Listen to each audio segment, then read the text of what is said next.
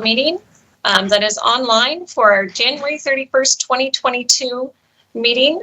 We'll be interviewing candidates for the new Spokane Regional Health District Board. I'm going to call this meeting to order and take roll call. Ann, I'll have you do roll call. Mayor Kevin Freeman. Present. Commissioner Al French. Here. Commissioner Josh Kearns. Here. We do have a quorum. Thank you. Next on the agenda is our action item to review and select the questions for the Spokane Regional Health District Board of Health applicant interviews. So those questions were sent out last night.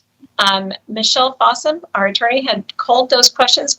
She had asked everyone to send questions in. She went through those. She put together a list of 9 questions that were sent to each of you yesterday. Is there any discussion on those, or do I have a motion to approve those as the questions that will be asked by all candidates? But, Madam Chair. Mr. French? So, and I think I've shared this with a couple of you, but maybe not all of you. The reason why I made the selections that I did during the review process is that somebody close to me has been through all the traditional medicines, UW, Mayo Clinic, Oregon Health Sciences University, and are still struggling. And now they are in a partnership between traditional medicine and naturopaths to find a cure and a path forward and stuff. And so I, in my selection, wanted to include people with naturopath backgrounds because traditional medicine has not got all the answers. And I wanted to get a broader perspective. We've got a lot of people at the health district that have got excellent medical credentials, but what we don't have are naturopaths and stuff. So I just wanted to state that for the record in terms of why I leaned the way I did in my selection process. Okay, thank you, Commissioner French. Can I get a motion as to approving the questions? To move forward the discussion, I will move that we approve the questions provided by Ms. Fossum last night for the discussion questions for the candidates. Just for clarification, so did the questions come from Michelle? I No. received Ann's emails. Ann's emails just had the schedule and all of the resumes or applications. I am not seeing questions. I'm not going to hold up the process. I'll approve what's there. I did not receive an email that had questions. You should have received an email from me last night that had the questions attached. Didn't get to it. Could you resend that to me? Yes, sir. Because I do not have it. And just so everyone knows the process was that we all were asked to send in questions to Michelle, and she was calling those questions, and that's what she sent out last night was her final version of everyone's questions that were sent in to her.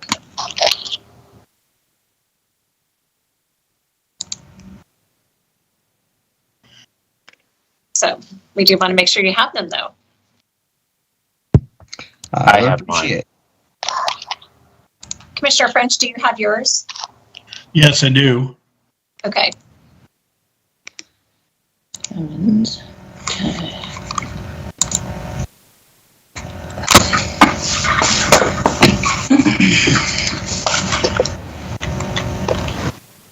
I got all of Ann's emails and then her one this morning, but I have not received anything from Michelle. What do you have as my email? Well, I'm just looking at it here, and it doesn't look. I'm not sure that it's right. So, give me your email, and I'll just send it direct. Yeah, jkearns at SpokaneCounty.org. All right, I've hit send, so you should be getting it shortly. Okay.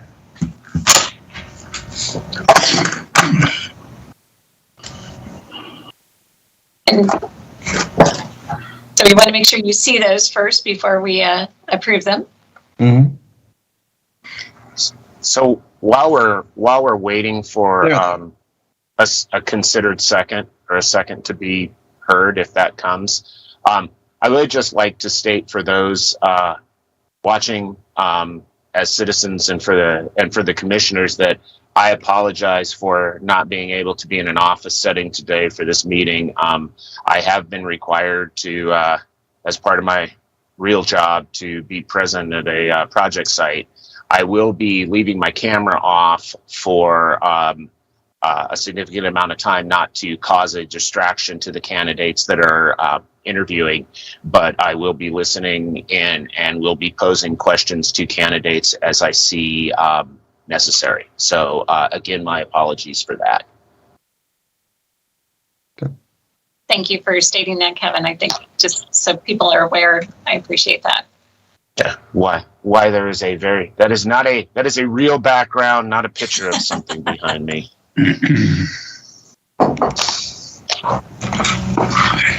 Okay. Yeah. Questions look good to me. There were several of the and I'll ask that there are several candidates that have items on their resumes that I want to ask additional information about.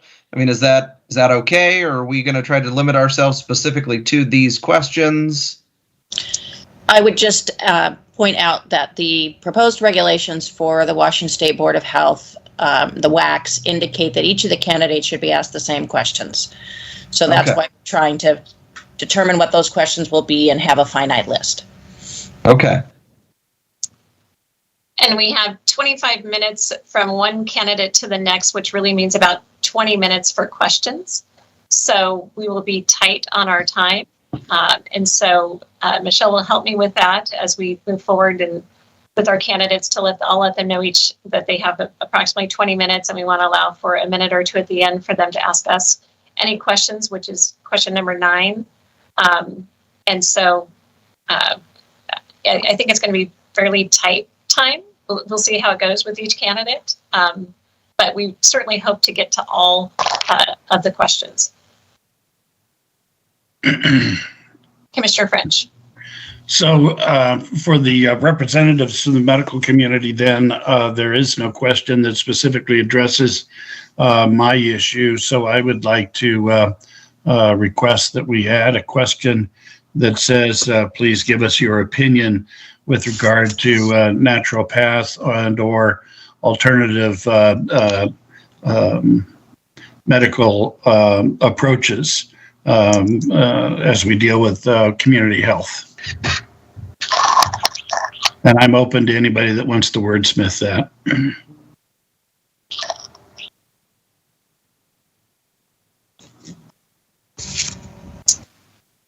Would you like to say, so please give us your opinion as it relates to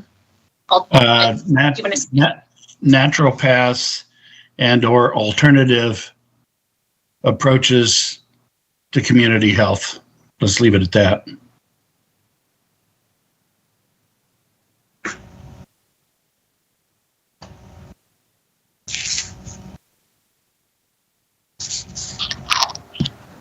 And you concluded it by saying to naturopath or alternatives to community health. Is that what you said? Alternative approaches to community health.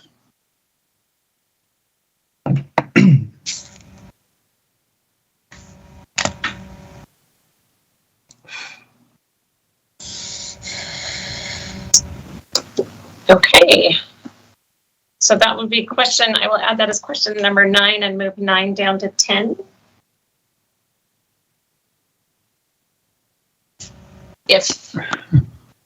So, Madam Chair, since we're voting on approving the questions and I've added a new question, does that have to be added by a motion? And if so, I'll make my request a motion. Well, I don't think Kevin's motion to approve the questions had a second, so I never got a second. I moved approval of the questions to move to discussion. There was no second given. So we're sitting with a motion on the table. If we just want to let that motion die and go to Commissioner French's motion to amend the questions, we can do that. Okay.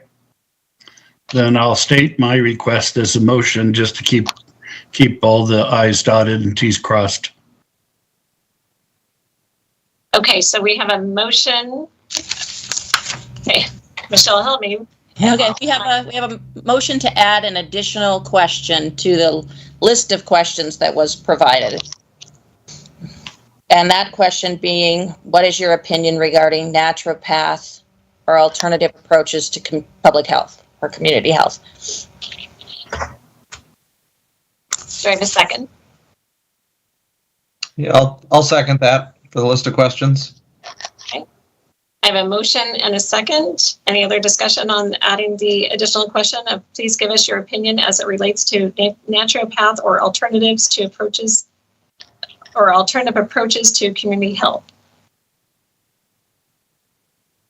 Seeing none, all those in favor, please signify by saying aye. Aye. Aye. Aye. Motion passes unanimously. So then that will be added as question number 9 to our list of questions. And question 9 will move to question 10. So with that, we now have, I think, Kevin's motion to approve the list of questions as presented now. Yes, as amended. Commissioner French? So before providing a second, I'd like to ask another question, if you don't mind. So the drafter and original sponsor of this legislation has made it public in many forums that he wants to take politics out of public health. And so is it a fair question to ask any of the candidates whether they have been politically active in any form with regard to political endeavors? If in fact, I mean, we were criticized for not adhering to the intent, somehow we're supposed to read their minds, but now he's made that statement public in a number of forums. Is that a legitimate question or not? And I'm asking the question I don't know.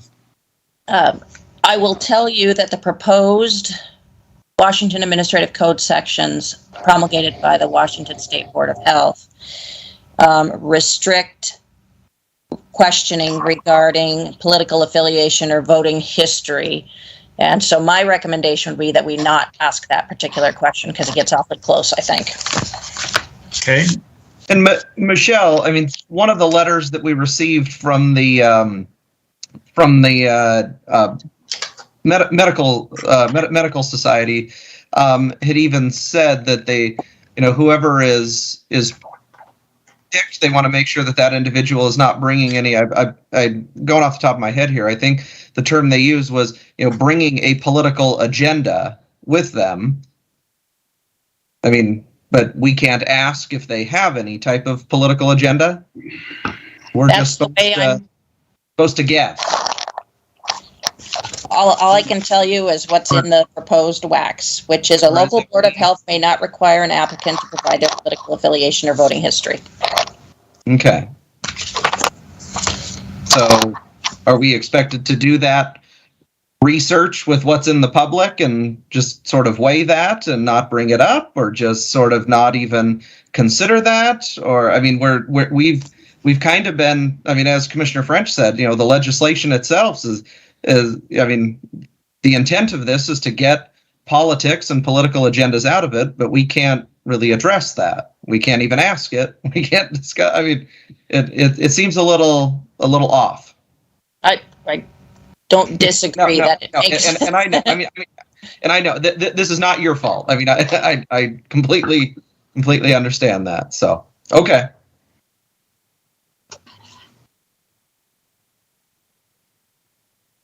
Okay, so I believe I have a motion and I'll but I don't have a second.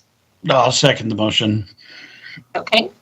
I have a motion and a second to approve the questions as amended by adding the new question number 9 into the list of questions. These will be the only questions that will be asked, I think, at this point, based on what my understanding, Michelle? That's correct. Any other discussion? Seeing none, all those in favor? Aye. Aye.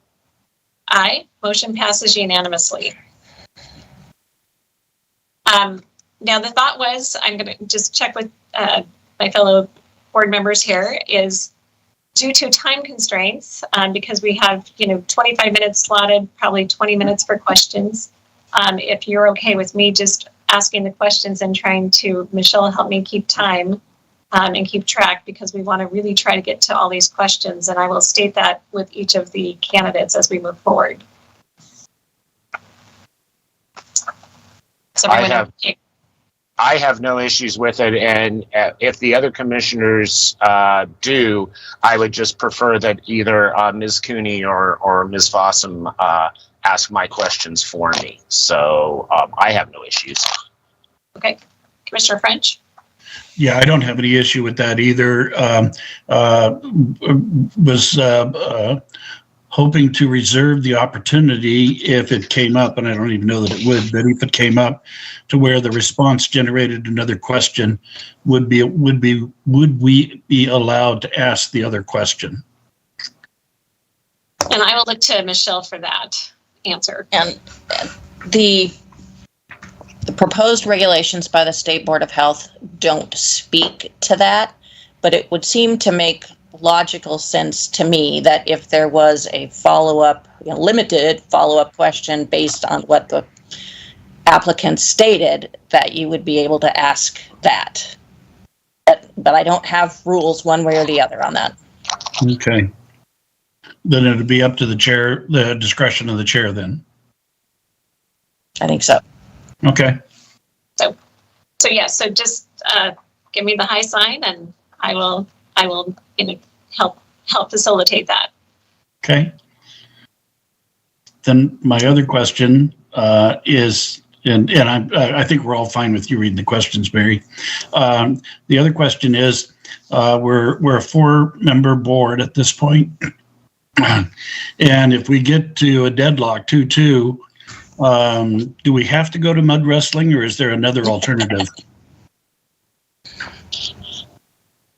So Michelle and I had a conversation about this, that if it's a 2-2 tie, I would think that it's up to the Board of County Commissioners for the final approval.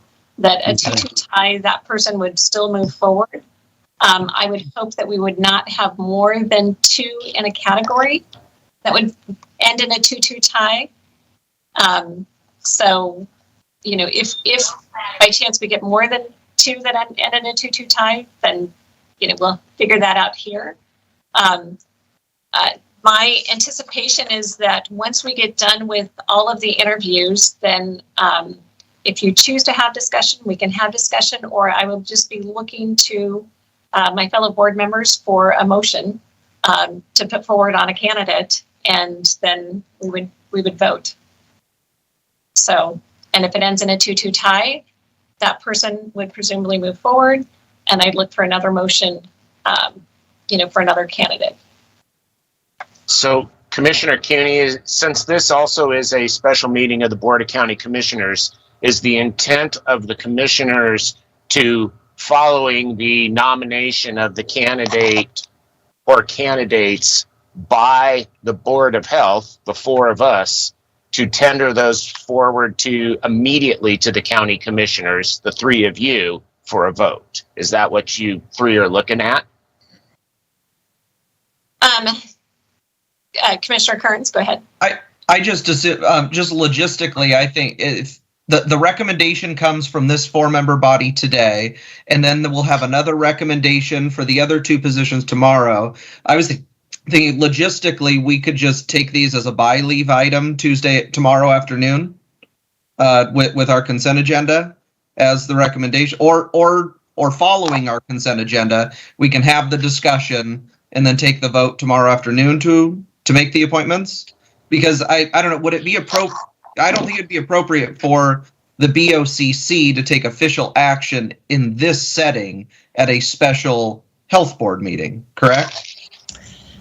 Correct, and I would just add to that I haven't seen an agenda for the Board of County Commissioners for this special meeting that included an action item for the actual appointments. So I think we'd be getting ahead of ourselves if we did that. Correct. I think my intent is that it may not be by leave on Tuesday, it would be the following week on the consent agenda. Unless we have a situation where we've got more than, we're split, there's a split, a 2-2 tie for two candidates, then that will need to be taken up by the Board of County Commissioners at an official meeting. So, but it just all depends on what happens in the next 2 days. But yes, this is not the official action of the Board of County Commissioners today. We are acting as Board of Health members today, and we'll take up the recommendations at another meeting at the Board of Health or the Board of County Commissioners. Thank you for that clarification. And then I had one more question for, I don't know if it's for Ann or for Michelle, but I know the schedule had one individual tomorrow that was not available. So is that individual out of the running then for the position? Has that individual removed themselves from consideration tomorrow, or there was a name stricken from the list and said that they weren't available? So they're not going to get a chance to interview? That is a discussion for us to have, because the other candidates all worked very hard to rearrange their schedules to meet the criteria. I know Dr. Kinley is traveling and is hoping to have internet connection, but is not sure during his time. So we hope that will happen. But that is then up to us to decide if we would choose to have another time for an interview or not. Okay. And it wasn't Dr. Kinley who I was referencing. There was another individual tomorrow. So, okay. No, exactly. But I did want to mention that Dr. Kinley is traveling and is hoping that is doing everything he can to try to have an internet connection. But we have a possibility that he may not. So, okay. So I don't know if we want to address that today, or we can address that tomorrow. If there's somebody that cannot make the meeting, we can address it tomorrow mornings, since we know it's an issue for tomorrow. Okay. As well as I do want to state that we do have two candidates that will be interviewing today that are also on, we're part of our community, stakeholder group. That is Dr. Daniel Restsold and Dr. Denise Smart. I think those are the two that we put in both categories. We are only interviewing them today since all the questions are the same. We did not do separate questions for the different categories. And just, for their timing and our timing, they will just be interviewed today, but know that if they don't move forward on this schedule today, that they would be considered as part of tomorrow's selection for the community stakeholder. Okay, with that, we're getting close to our 9 o'clock. Are there any other questions? No, at this point, I'm going to have to turn my camera off, so thank you very much. Okay. I think we've covered all the housekeeping issues that we needed to cover. Thank you all. I'm just hoping in 20 minutes we can get through all these questions. That's, 2 minutes a question, which I think some of these questions are going to seek a longer answer. And then if there's some additional questions, follow-up questions to any of these, we will look at them and we'll see how we go. And it'll be a fun morning. Well, if the responses become very lengthy, then we know that we're going to have longer health board meetings. Yes. Very true. Michelle? Yes. At one point when we spoke, you wanted me to do a little statement about how the process was going to work. Did you still want me to do that? And are we going to do it now? Or yes, let's go ahead and do that now quickly, and before we take our first candidate. Perfect. So I just wanted to take a quick moment here and outline for all of the candidates that may be listening and for the board members as well, that the rules, or the proposed rules that have been developed by the Washington State Board of Health dictate that this board, the local Board of Health, recruits, interviews in a panel format, and then refers successful candidates to the Board of County Commissioners, as you've heard some discussion about already. So then the Board of County Commissioners will make the final decision to approve and appoint those candidates. So just so everybody's clear, a referral comes out of today's proceedings, and then the Board of County Commissioners will make the formal approval and appointment at a later date. Very good. Thank you. And I do, for the record, too, want to just note that we did have one application that came in after the published deadline for board applications. And so that application was not brought forward. And it also came in after we had already decided which applications we were taking to interview. So I just want to make sure, for the record, everyone knows that and understands that. With that, I do, for the public and the people that have put in applications, I just want to say thank you for doing that. We truly appreciate you taking the time to put those applications in, to be willing to help serve on the Spokane Regional Health District Board. And we look forward to the process that we're about to begin. So thank you all for all your participation. And then we'll see how this goes with starting with our candidates. So we were hoping to be in person, but due to the COVID surge at this point in time, we felt it was safer for everyone just to do this online, which was definitely not the preferred method for any of us, but it is where we're at. And so we will see how it goes with our technical help here. So I think it is 9 o'clock. And so our first candidate is supposed to be Dr. Alicia Policani.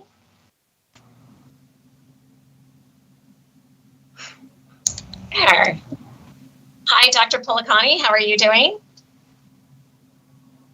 Can you hear us?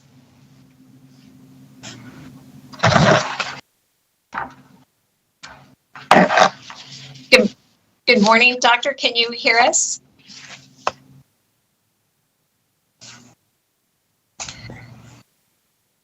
Let's see. Is there a way to send a chat in this to see? I will see if I can do that. I know Zoom better than I know Teams. So. Me Yeah, too. Good morning. Oh, there we go. Mhm. Very good. Okay. Good morning, Dr. Policani. Welcome, and thank you very much for taking the time to apply and being willing to interview with us and your willingness to serve on the board. So we have 10 questions that we would like to ask. We've got, 20 to 25 minutes, so they're going to go quick. Okay. I will be asking the questions as the chair just to try to facilitate timing. Okay. But my fellow board members may want to ask some follow-up questions, and so we'll try to do that. So Okay. thank you. Mhm. We all have your application, so that was part of our initial screening process, and so this is really just going through the questions and having you answer those for us today. Okay. So I'm just going to get started. Okay. So what is the role of the Spokane Regional Health District in our community, and what is your role as a board member? And second part to that is, why do you want to be a member of the board? Okay. Well, I see the Spokane Regional Health District's role in our community as a place to provide education and information and programs that then benefit the greater Spokane community in regards to, healthy living and wellness and I mean, it's amazing the amount of programs that you provide to our community, you know, in regards to, I mean, dental health programs, of course, WIC, you know, trying to get the community involved in reducing childhood neglect and abuse. Of course, you know, teenage pregnancy and sexual health.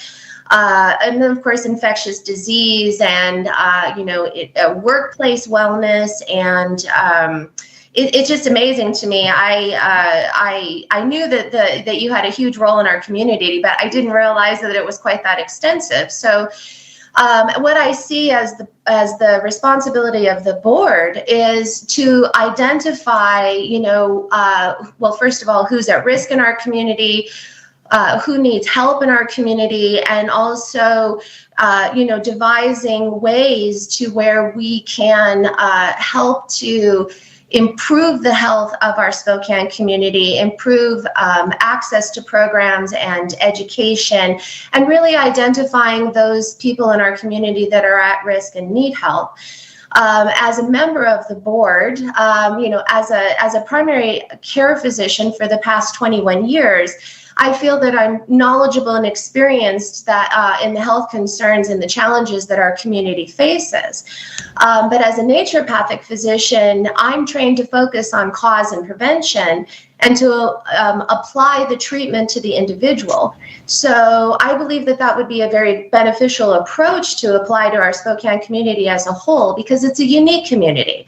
You know, what's good for Seattle isn't good for Spokane, and we really need to individualize our treatments and our approach and our programs to what our Spokane community needs. So I've spent, you know, the past 21 years identifying my patients' individual needs and then meeting them where they're at, educating them and supporting them in a way that's most beneficial for them to achieve, you know, their goals in regards to optimal health and what have you. And I believe that as a member of the board, that I could really help our community by applying the same approach. Okay, thank you very much. The second question is, what expertise, diversity, and life experiences do you bring to the board that will be beneficial to representing our community? Well, I actually was raised by a single mother and grew up below poverty level for several years. And, you know, my mother was availed herself of WIC services. And when my husband and I moved back from Portland, where I attended medical school 20 years ago, we had a 1-year-old son, and we did not have a dime to our name. So I also had to use WIC services for a while. So I feel that, you know, I have, I've experienced and lived through what 30 to 40% of the Spokane community has. You know, not only that, as a naturopathic physician, I'm actually one of the few that takes insurance. And the reason why I did that was so that my medicine would be available to a wider socioeconomic group than most in, you know, naturopathic medicine, which is cash-based only. Despite that, you know, a lot of the services I offer are not covered by insurance. And as a result of that, I have to be very conscientious of my patients' financial constraints. And because of that, I have, you know, developed a lot of strategies that help patients to improve their health and wellness, even if they're living at poverty. So I feel that I could bring a lot of that knowledge to our Spokane area and help a lot of people. But not only have I lived through poverty and, you know, had to avail ourselves of this, our services that are available, but I'm also a first-generation American. My father was born in another country, so I do have an understanding of also what it is to be an immigrant in this country. And I feel that, you know, having that understanding, again, you know, we have a pretty good immigrant population here. And I have actually a lot of those patients as far as, you know, Russian, Ukrainian, and Lithuanian. And I also have a knowledge of what, you know, they want and need as far as health and wellness in our community. So I feel that I could bring all of that to the table. Thank you. The third question we have is, what is your definition of public health, and why do you feel public health is important to our community? My definition of public health would be really the health of our community as a whole, and that doesn't just have to do with physical health. That has to do with mental and emotional wellness.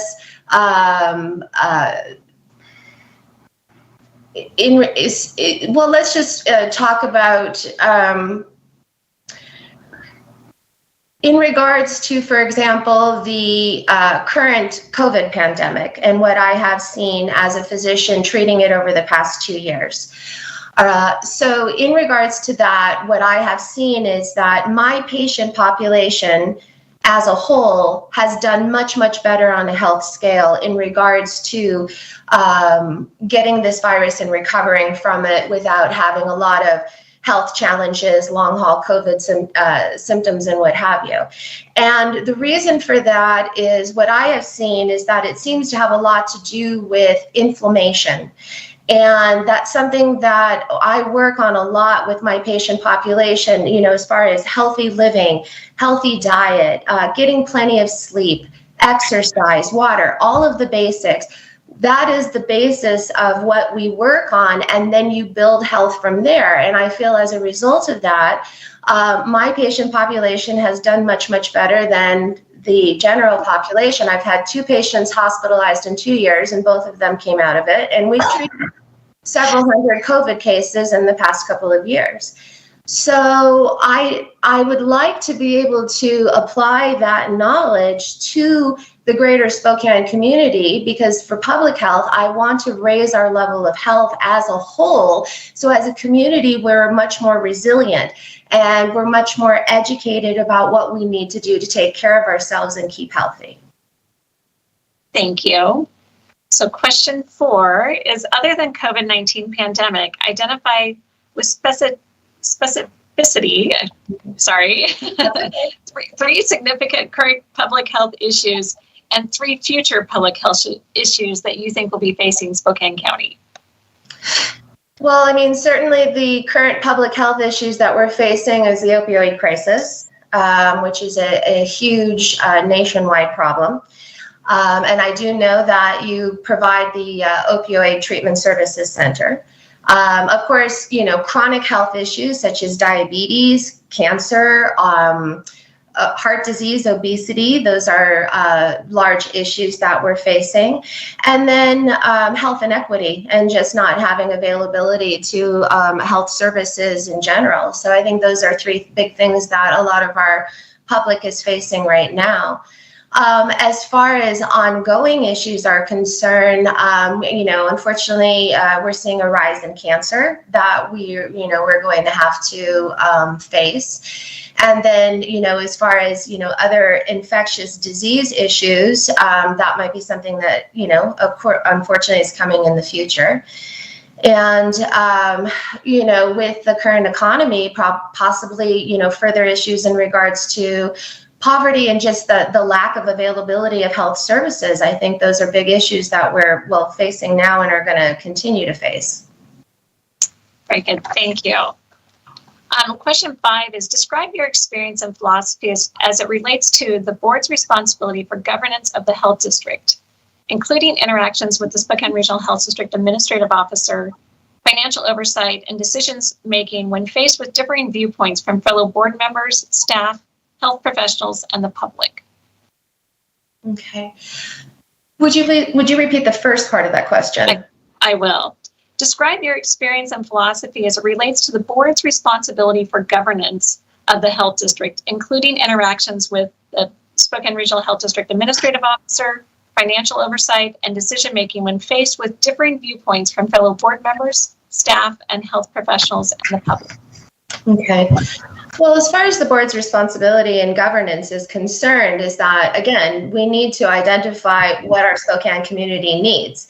And I believe that then we need to work with the Spokane Regional Health District in helping to guide them to focus in on what our community needs. And of course, there's always going to be differing opinions. And, everybody has a different experience and they have different priorities.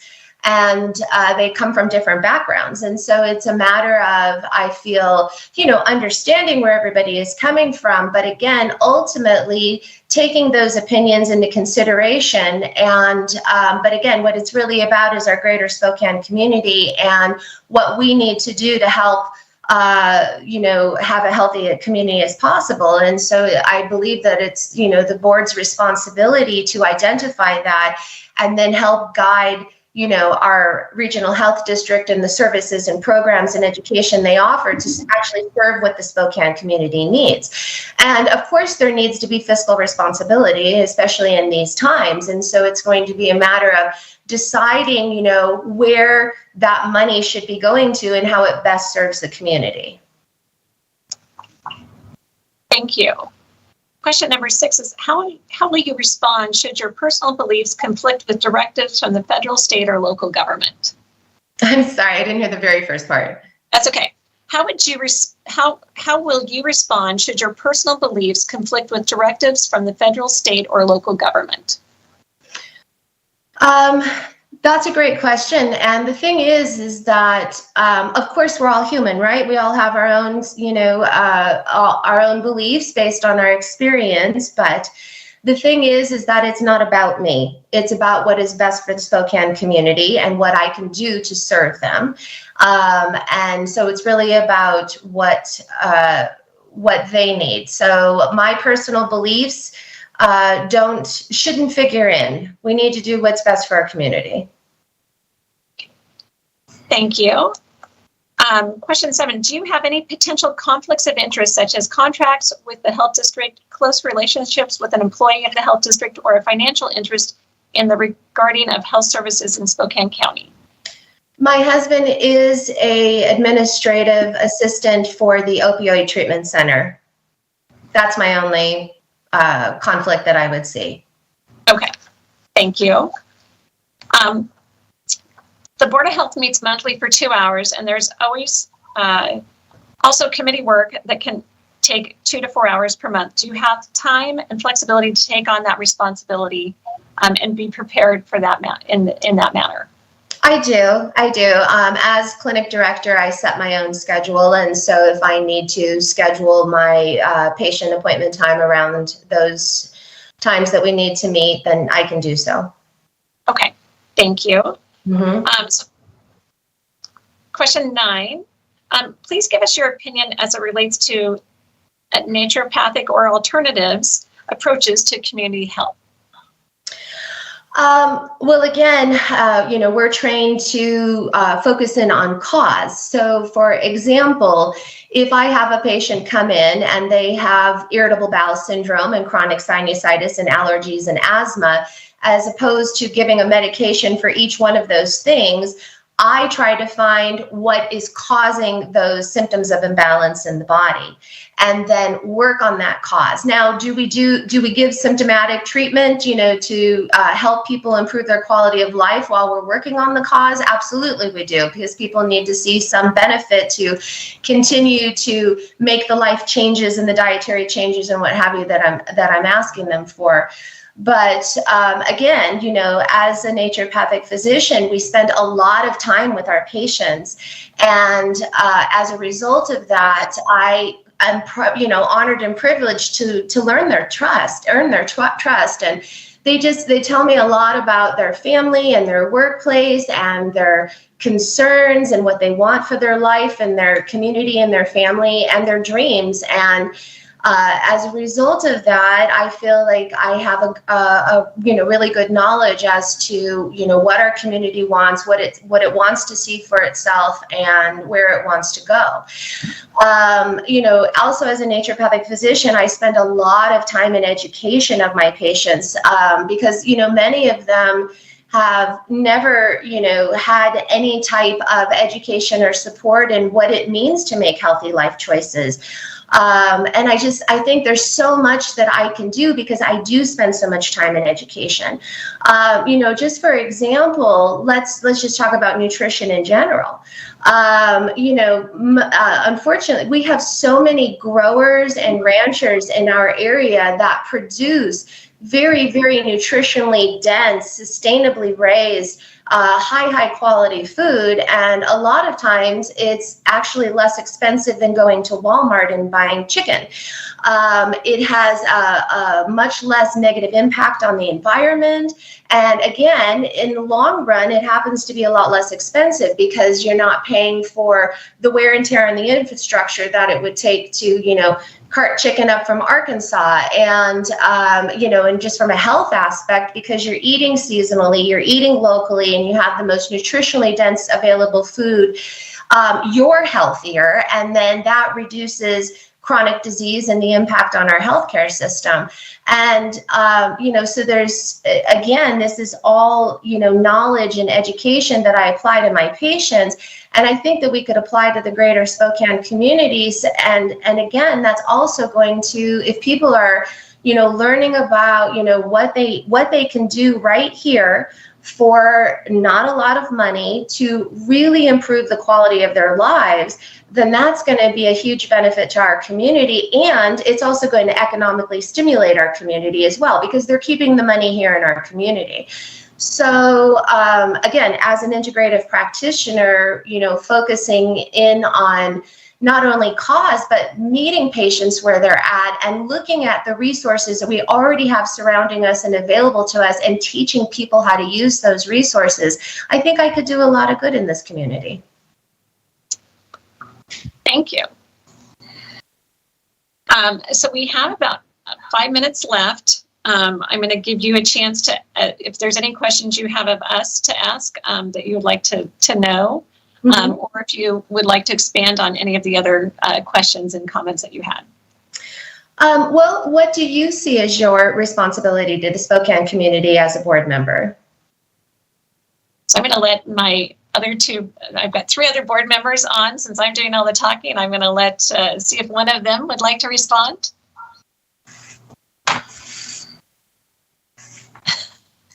Nobody wants to respond. Nobody wants to respond. Well, Madam Chair, I'll jump in here. Doctor, you hit on it in terms of understanding what the needs of the community are, and then working with the leadership of the health district to try and address those needs. And so, I don't know that we need a description much greater than that in terms of trying to describe our role. And, it does take that kind of holistic approach because, as you indicated, you can spend a lifetime treating symptoms and never address the cause. And so you need a holistic approach to what you're doing and such. So that's what I look at the health district to do. Fabulous. Thank you. Does anybody else? Yeah, this is Kevin Freeman. I apologize for not having my camera on, but I would say that as part of a member of the Board of Health is that as I think one of the questions stated, we are a governance board, and so our role as the Board of Health is to facilitate and work with the Spokane Regional Health District and the administrative officer, who is our direct hire, to provide funding, policy guidance, and oversight of the district. And I would think that we, or the board going forward, the strongest board, and what we have attempted to do in the past, is to provide a secure policy and financial footing for the district to allow its effective administration and effective delivery of programs to the community. So that's what I see the role of the board is to be that governance board that decides how best the limited resources that we often are presented with are best allocated within the district, and that we either work to secure more resources or we have the hard choice of prioritizing those resources based on what our community has and needs. Absolutely. Okay. Does anybody have any other questions for me? I apologize. I can't see now Commissioner French, so if he's wanting to, but and I would agree with both of them. we truly are a governance board. And so it's through that strategic planning that we help drive where the health district is going to be moving in the future, which I know we'll be having that process, coming up here soon. And why it's so important for the board to be part of that process, because that's where we really get to help, direct then the policies that, go along with that strategic plan for the future for our community and the health needs of our community. And it truly is it is our fiscal responsibility to manage the finances of the health district, from a policy perspective and from a funding perspective to make sure that they stay healthy. So that's part of a fiduciary responsibility of any board member. It's really important. Absolutely. So. No, that makes it makes perfect sense. And again, in regards to my experience as a naturopathic primary care physician, again, working in a community and with a population that, of course, not all of my patient population has limited resources, but I, again, do have a good amount of patients who have limited resources. And I, have spent the past 20 years working with people in regards to determining where is the most important area to direct their financial resources as well as their, energy resources as well, to best serve them in regards to optimizing their health. So that's something that I also have a lot of experience with. Well, thank you. We are at almost time, 9:24. So I know we've got to figure out how we're making our switch in between. Truly want to thank you for interviewing with us today, for taking the time, for adjusting your schedule, because I know you had to adjust patient schedule as well to make this fit. So really want to say thank you. We appreciate it. And we are hoping that we will, come down today. Again, the process is the Board of Health will be making a decision to move candidates forward to the Board of County Commissioners. And so that's the process that will happen, and you'll get to see it. All right. Well, thank you so much. It was nice to meet all of you, and thank you for considering my application. I really appreciate it. Thank you. Thank you for your time. Thank you. Take care. Okay.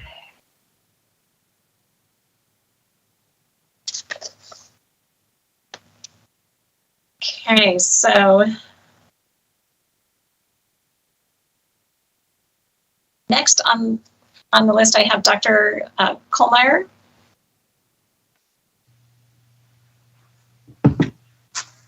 There we go.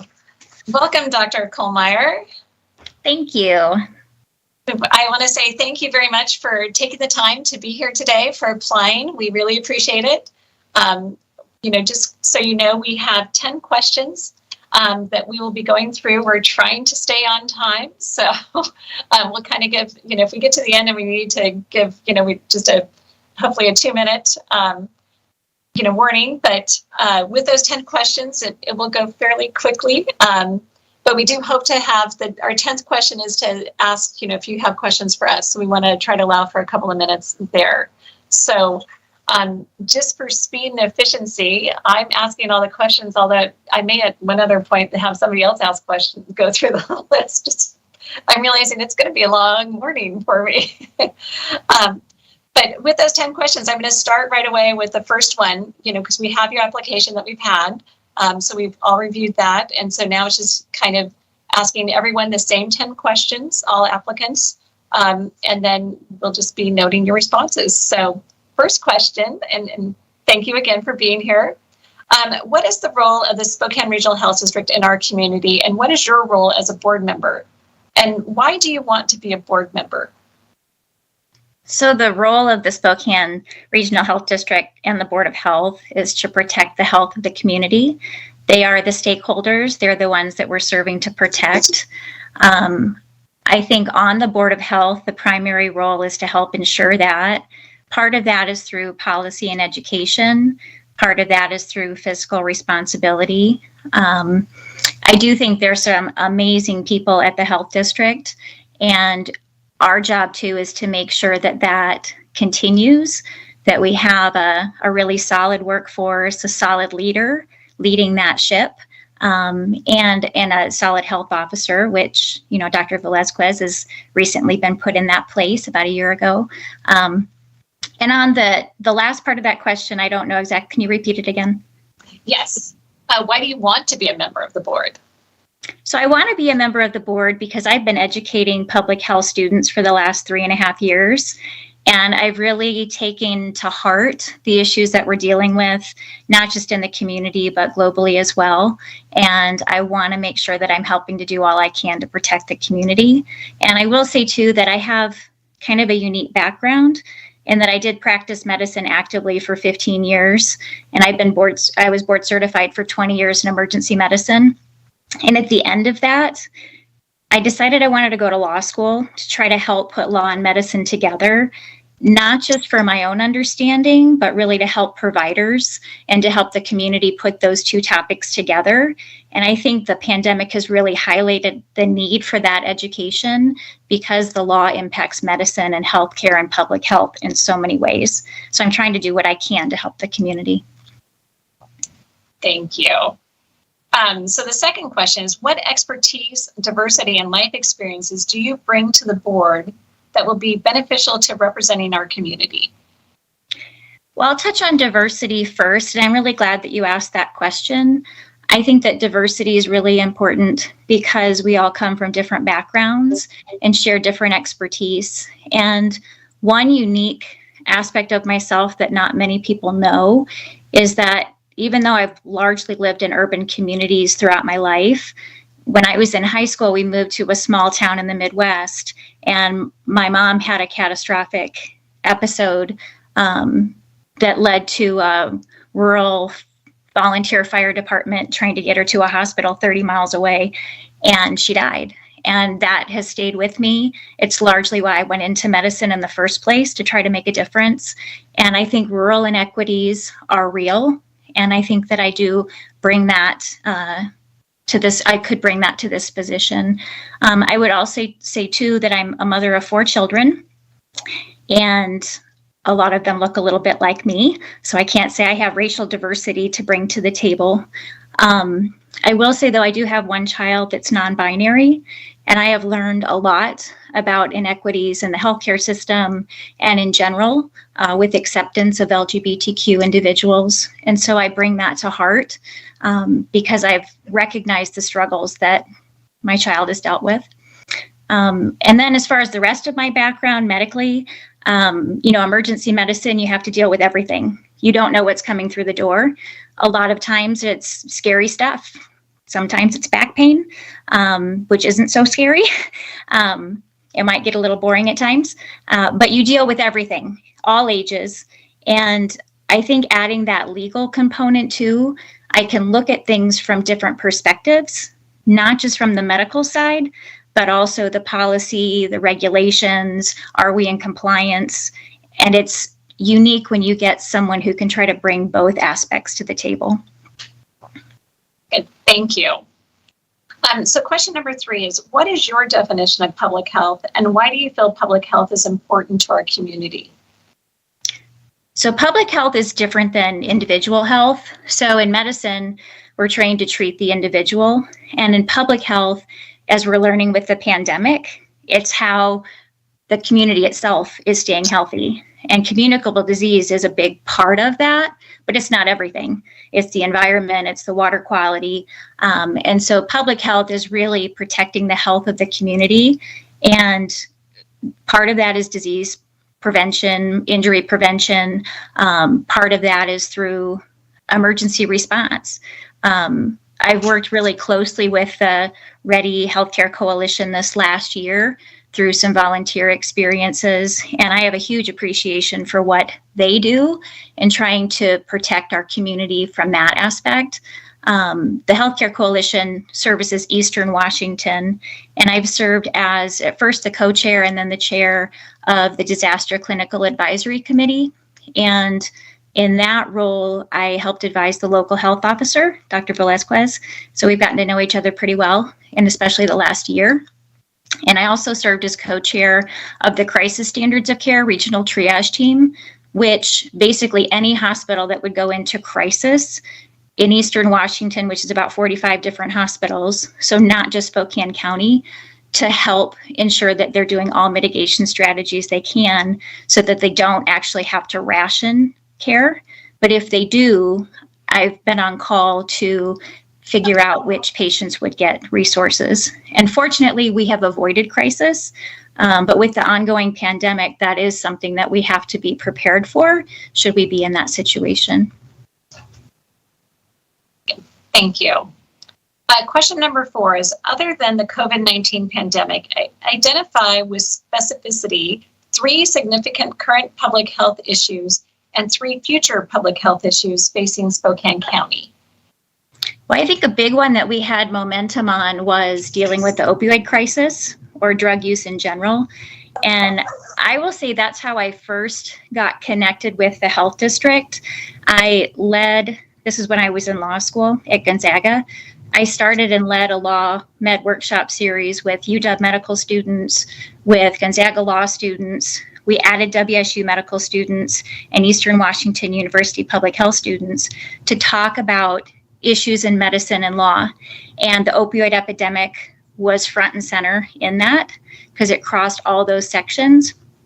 And in that, I thought, I'm just going to invite the local health officer to see if he'd be willing to speak. And he did. And it was fabulous. And we had an amazing discussion with these different variety of students on this topic. So I would say that issue hasn't gone away. You know, the pandemic has been so front and center. We haven't had the time and energy to really pour into it like we were. And I think that the situation's actually gotten a little bit worse with the pandemic, drug use in general, especially among teens and young adults. So I'd like to see that reinvigorated. I'd also say suicide prevention.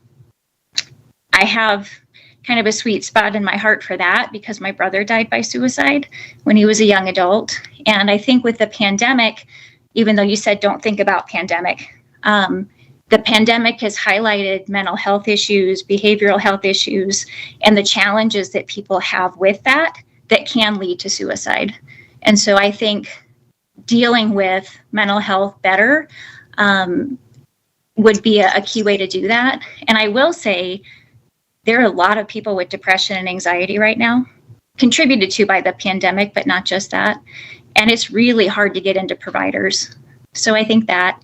And then the final one is one that not a lot of people talk about it, but in the medical community it is talked about, and that's burnout among the healthcare providers and profession. I mean, they are tired.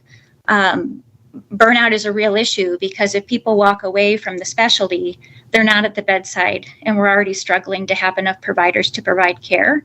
And so I'd say those 3 issues. Thank you. Question number 5 is, describe your experience and philosophy as it relates to the board's responsibility for governance of the health district, including interactions with the Spokane Regional Health District Administrative Officer, financial oversight, and decision-making when faced with differing viewpoints from fellow board members, staff, health professionals, and the public. Would you like me to repeat that? Yeah, it cut out at the beginning, sorry. Okay. Describe your experience and philosophy as it relates to the board's responsibility for governance of the health district, including interactions with the administrative officer, financial oversight, and decision-making when faced with differing viewpoints from fellow board members, staff, health professionals, and the public. So I would say that the Board of Health, their job is really oversight of what happens within the health district, with the focus on protecting the community, the stakeholders. And so through that lens, the primary role that the board has is ensuring that the administrator is doing exactly what we want that person to do, and then trusting that person to provide the oversight needed for the staff, 200 staff at the health district, I believe it is. But then having ongoing discussions about issues that might come up or not, and being supportive of that person, trying to provide guidance, if there are issues, things to think about. So I think the primary role is protecting the community, doing that through, having a strong administrator, helping to support that person in their role. And then as far as governance themselves, you put a lot of faith in the chair. And in that role, the chair is partially a voice for the board, but the board, each member, even if they're new, needs to feel empowered to speak if they have questions, if they don't understand, if they if they disagree, because it's through dialogue that I think the best policies are made. And the board itself is responsible for policy implementation, for educating the public, and also for being physically responsive. And so making sure that the budget is appropriately decided on and then followed. Thank you. Question number 6 is how will you respond should your personal beliefs conflict with directives from the federal, state, or local government? Well, that's a great question. So if it's a federal directive, like a federal law, then we need to follow that. I mean, we can try to be a voice for change and try to voice our concerns to see if that can be changed, but we need to be following federal laws, state laws. We have to, we're not above the law. So we need to make sure that we follow that. But I would say that we collectively could pass a resolution trying to convey our opinion about something to see if that could be a voice for change. Thank you. Question number 7, do you have any potential conflicts of interest, such as contracts with the health district, close relationships with an employee of the health district, or a financial interest in the rendering of health services in Spokane County? No, not that I'm aware of. So I had been teaching at Eastern Washington University for the last 3.5 years. In January 1st, I just switched to try to help the state in public health. And I'm now working for the Washington Medical Commission. And that should not be a conflict of interest, but just to make sure that you're aware. And I would say I've educated a lot of public health students, some of which are employed at the health district, but I feel that I can be unbiased and open with that. I have ethics coming from 2 different professions, and I very much try to have an equitable lens on things. In fact, I teach ethics, not like an ethicist would, but I do have one class that I taught to undergrad students in health services administration, and it was health law, regulation, and ethics. And also in professionalism and public health that I've taught for 3 years, I really focused on ethics and making sure that people make equitable choices in public health. Very good, thank you. Question number 8 is the Board of Health meets monthly for 2 hours, and there's also committee work that can take 2 to 4 hours per month. Do you have the time and flexibility to take on this responsibility in a consistent and prepared manner? Yes, I do. I have a big heart for community service, and I've made the time for all kinds of situations. And I'll just point out the amount of time that I've invested in the Spokane County DCAC and the Crisis Standards of Care Regional Triage Team has been, at one point in time, I just in my mind added it up and it was like 1,500 hours. And if I am chosen for the Board of Health, I would likely step down from both of those positions to make sure I had enough time to devote fully. So yes, I would be able to do that. Okay, thank you. Question number 9 is please give us your opinion as it relates to naturopath or alternative approaches to community health. Can you repeat that again? Sorry. Yes. Please give us your opinion as it relates to naturopath or alternative approaches to community health. So I think it's a great alternative for pain management. Oftentimes with the opioid epidemic, we're learning that a lot of physicians were taught to give a medicine for pain, and sometimes that would be a narcotic, and that led to a lot of issues. And chiropractic, naturopathic practices, a lot of those can help relieve pain in more physical ways, which is better than getting someone on a narcotic. I will say there are boundaries to all professions, and if a chiropractor thinks they can cure asthma, I would have issues with that. That needs inhalers and, doctors to take care of. But I do think that we work together. And I think that that has been highlighted better with the opioid epidemic, that we're all in this healthcare thing together and trying to make sure that we are optimizing care, especially with pain management. Okay, thank you. So I'm just trying to make sure I'm looking at time. So we have about 7 minutes left. So I'm going to ask you the last question we have, and then if you want to follow up to any of the questions that were asked earlier, do you have any questions for us on the panel that you would like to ask us, or any thoughts that you have, as board members for us? And then, like I said, if after that, if there's any other, if you'd like to follow up on any of your other questions prior or after, you're welcome to. Oh, thank you. I have one. So how do you feel the morale is at the health district, and what role do you feel that the Board of Health plays in that? Okay, I'm going to look to my fellow board members, and if they don't want to respond, I can. I don't see anyone wanting to respond. I can start with that one. I mean, I think you touched on it earlier that, I mean, there is extreme burnout going on amongst all the medical communities. I mean, the health district is no different than that. I mean, I think it's been a long 2 years of the pandemic, of which the health districts, similar to the hospitals, have been at the forefront. So I think it's a tough situation for what I see across the nation, because I'm seeing it not just locally, but across the nation, that, trying to figure out ways to improve morale and that burnout. I mean, we're just seeing people, changing positions everywhere across the state, with other counties, health districts as well. So I don't have a fix for that, because I think, as you said, I mean, it's just something we're seeing across all aspects. And as we know too, I mean, this is kind of the great time of what we're calling the Great Resignation.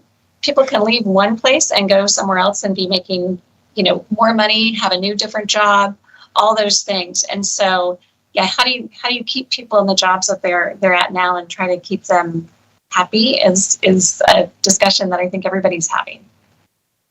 I don't know if one of my fellow commissioners or board members would like to address that as well. I'll be happy to provide some input on that. This is Kevin Freeman, and what I would say, Ms. Colemeyer, is that serving on the Board of Health for 8 years now. You asked what the opinion of the Board of Health was and what the morale was. I would say that recently the Board of Health undertook an active program an active position to change some of the operational metrics and the operational performance of the district. And I would say that you've seen resignations, you've seen retirements, you've seen terminations. But I would say that brings about change. And so I think change is unsettling and sometimes can cause people to feel unsure of themselves or unsure of the situation. But I think from the board's perspective, we've seen a situation that needed to be addressed, and we made an active effort to provide a path forward for the future. Now, I would say that there is change, and I would say some people have not wanted to make change or not appreciated change, but I do think that change was necessary. I think change is appropriate, and I think sometimes change is good. I worked at a lot of places that there has been good change and bad change, and the intent of the board is to work with the people in the district to manage that change, provide them the resources that they need. But some people aren't going to respond well to change, and I think what we're looking at the reality of what public health will look like going forward in the future. And we as a board have made changes and hires and policy decisions to make sure that Spokane Regional Health District continues to be a fully functioning and vibrant organization as we move forward.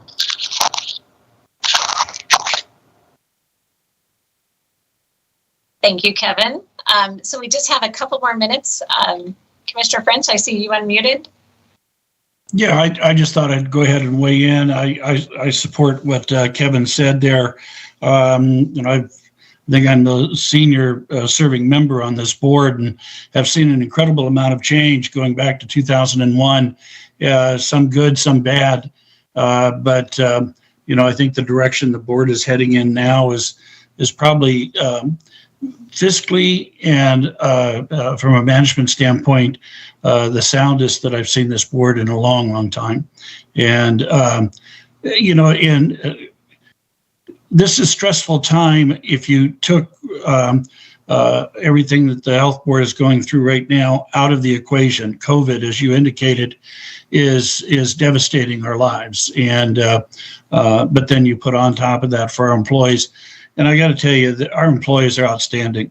We've got some of the best, most dedicated people working for this health district through all of this. And my hat goes off to them, deeply indebted to them for their tireless work for this community. They are committed and should be applauded for the work that they're doing.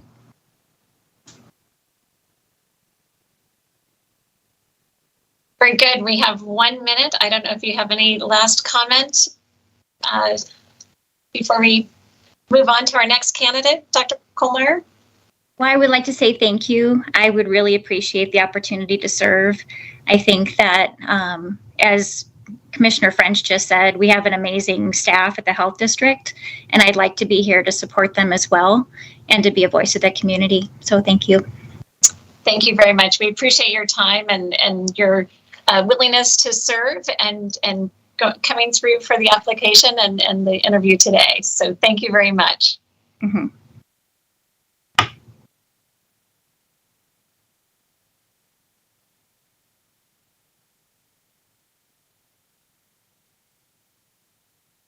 Okay. Michelle, are you up for doing the questions this time? Wow. Sure, be happy to. Okay. I'll let you take this one, and I'll drink some coffee here for a second.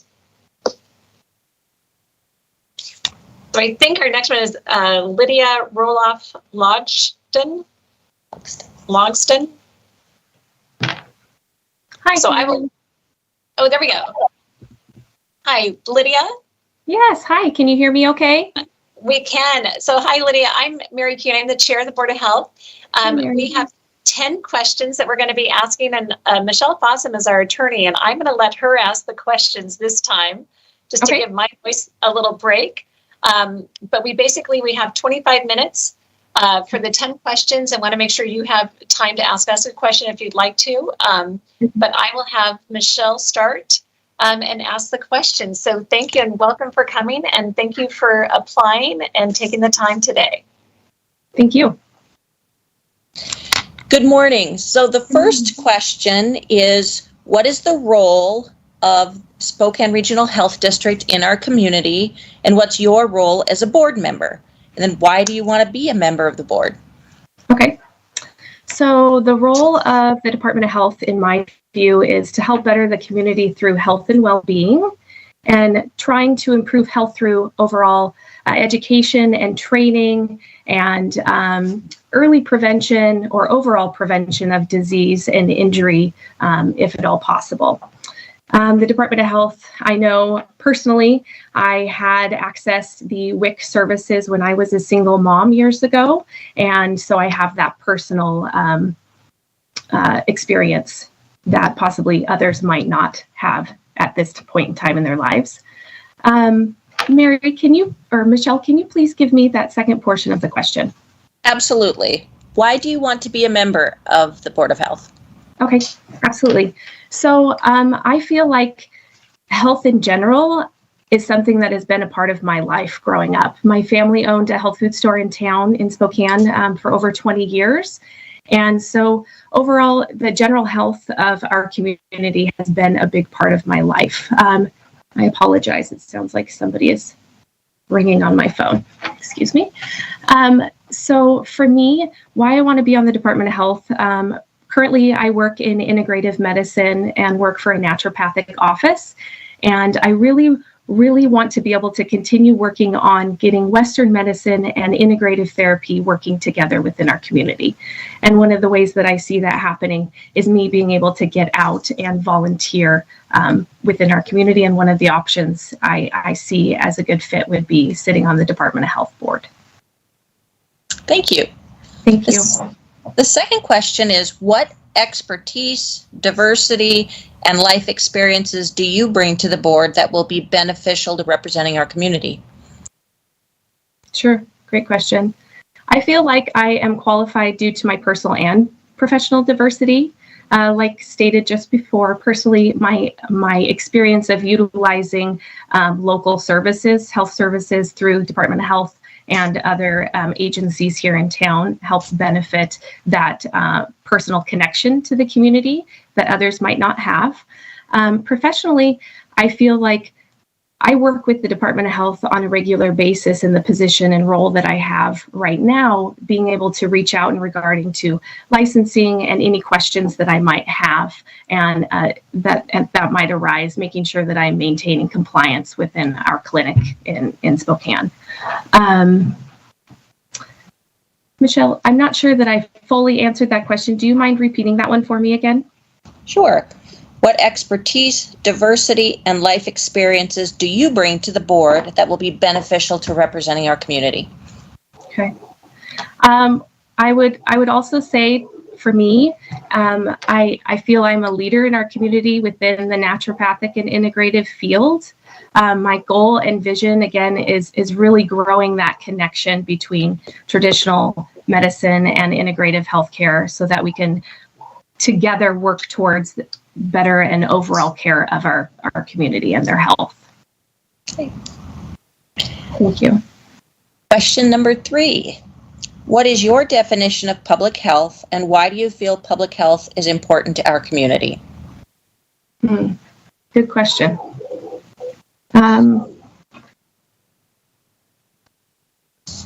I feel like my definition of public health is I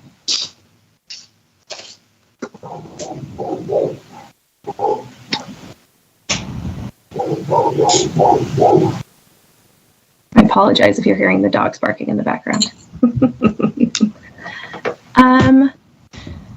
I don't know. That's a great question. I guess I hadn't really thought on that personally. Is it possible to go to the next question? Absolutely. Okay.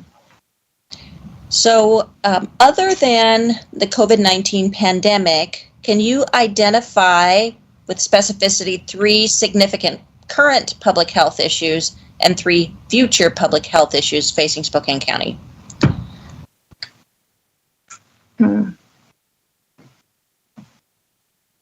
I don't know that I can. Okay. Do you want to go to the next question? Please. Thank you. Okay, you bet. Question number 5, describe your experience and philosophy as it relates to the board's responsibility for governance of the health district, including interactions with the SRHD administrative officer, financial oversight, and decision-making when faced with differing viewpoints from fellow board members, staff, health professionals, and the public. That's a long question. One more time, it is long. If you don't mind. Okay. Describe your experience and philosophy as it relates to the board's responsibility for governance of the health district, including interactions with the Spokane Regional Health District Administrative Officer, financial oversight, and decision-making when faced with differing viewpoints from fellow board members, staff, health professionals, and the public.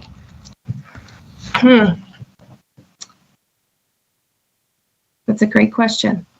And I'm not really sure if I have a well-rounded answer for that, since I haven't experienced that personally. And I feel like as a board, we are going, would have to sit down and have those deep, hard, conversations to be able to discuss and work through those differing views.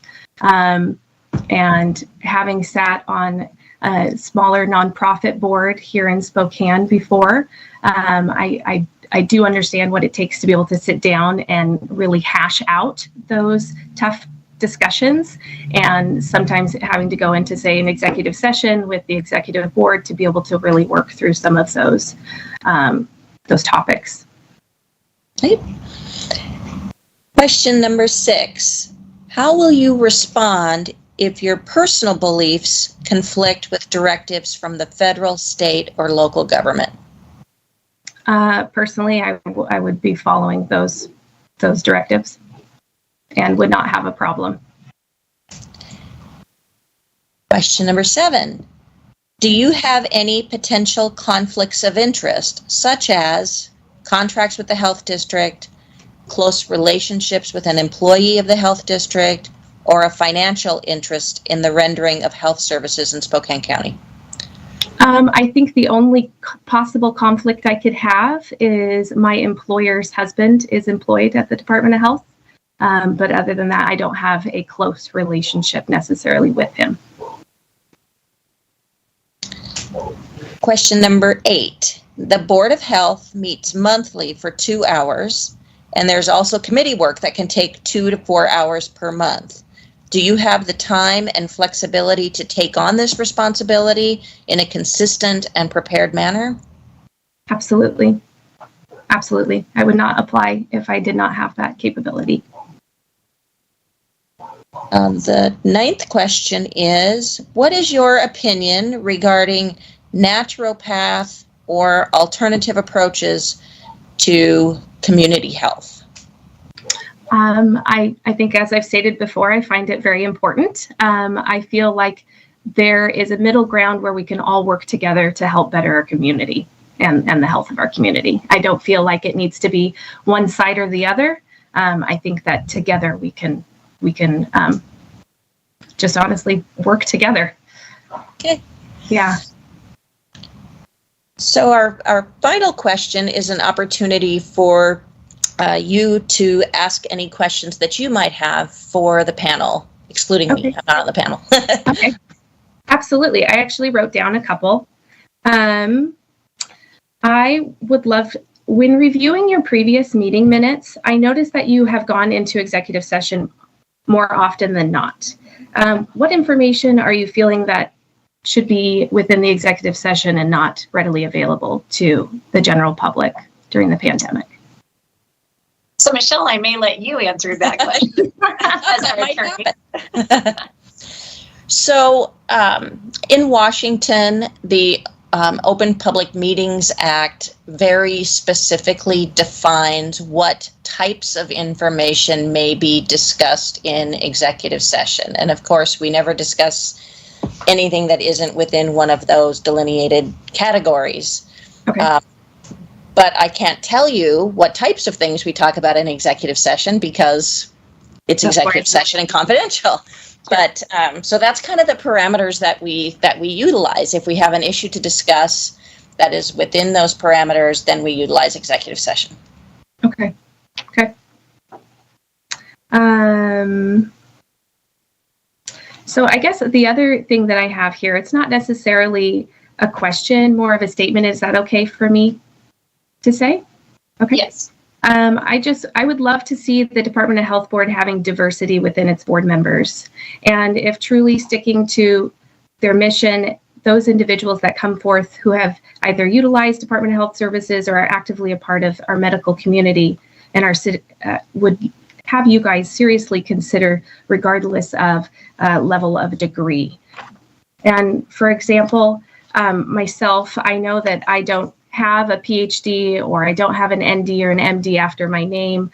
I do know that for myself personally, I am continuing my education as, a medical office specialist, and am currently with Whitworth University finishing up my bachelor's degree as a junior. So I just would love the possible opportunity to be a part of the board and understand there might be other candidates who are possibly more well qualified or well-rounded in your eyes, but I would love to be able to have the chance. Thank you. You have some time remaining. Did you want to add anything to your prior responses? Let me see. There was one that you had stated with 3 significant questions. Right. Do you want me to give you that question again? Sure, please, if you don't mind. So, other than the COVID-19 pandemic, identify with specificity 3 significant current public health issues and 3 future public health issues facing Spokane County. Okay. I would say opioids would be one. I also consider that something that probably will continue to be an issue even in the future. I would state homelessness. And I don't know that I have a third one, but definitely those 2 for sure. Okay. Thank you for giving me the opportunity to go back to that. Sure, absolutely. Is there anything else that you'd like to say to the board before we conclude? Oh, I just really appreciate your time. Thank you so much for giving me the opportunity to come before you. Appreciate it. Thank you. No, we appreciate you, your willingness to apply and go through this process and being here today for the interview. So thank you very much. Thank you. I hope you have a great day. You too. Bye. Thank you.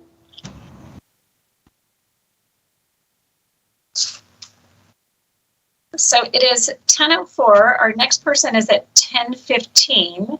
Would we like to take a quick break? So yes, I would agree.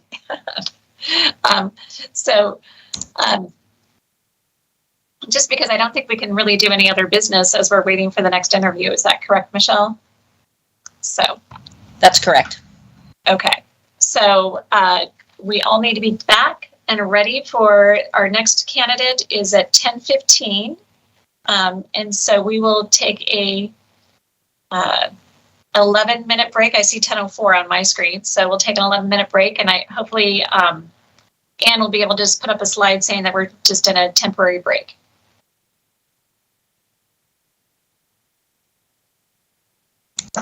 Thanks.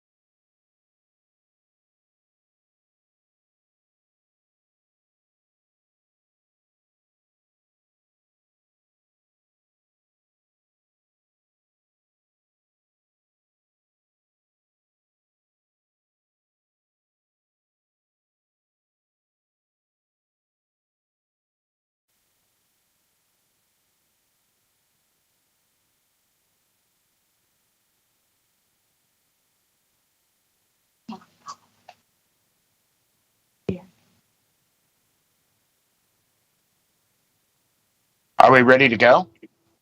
I am. I'm not seeing anybody else back on with their cameras off yet, so hopefully everybody can get back on. Thank you, Michelle, for helping me out. So I'm back here. I tried to put Mother Nature on a time clock, and she just laughed and laughed. Thought it was so funny. But I'm back. Okay, it is almost 10:15, and we'll have next Dr. Monica Lakowski-May. So I hope I'm saying that right, but I will double check with her when she joins.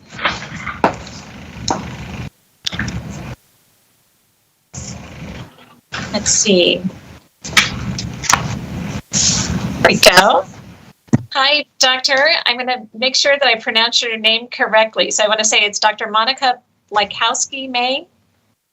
Nicely done. Thank you. Can you hear me okay? We can. So I just want to say thank you very much for joining us today. We really appreciate it. So we do have 10 questions in the 25 minutes that we have, so they can go quickly or they may take a little longer. But we want to make sure we try to get through all 10 of those and then still allow, the 10th one is just allowing you an opportunity to ask us any questions. So we'll kind of, as we get closer, if I feel like we need to, I'll let you know we're kind of getting close to the end so we can just kind of slam through the last ones. We are asking everyone the exact same questions.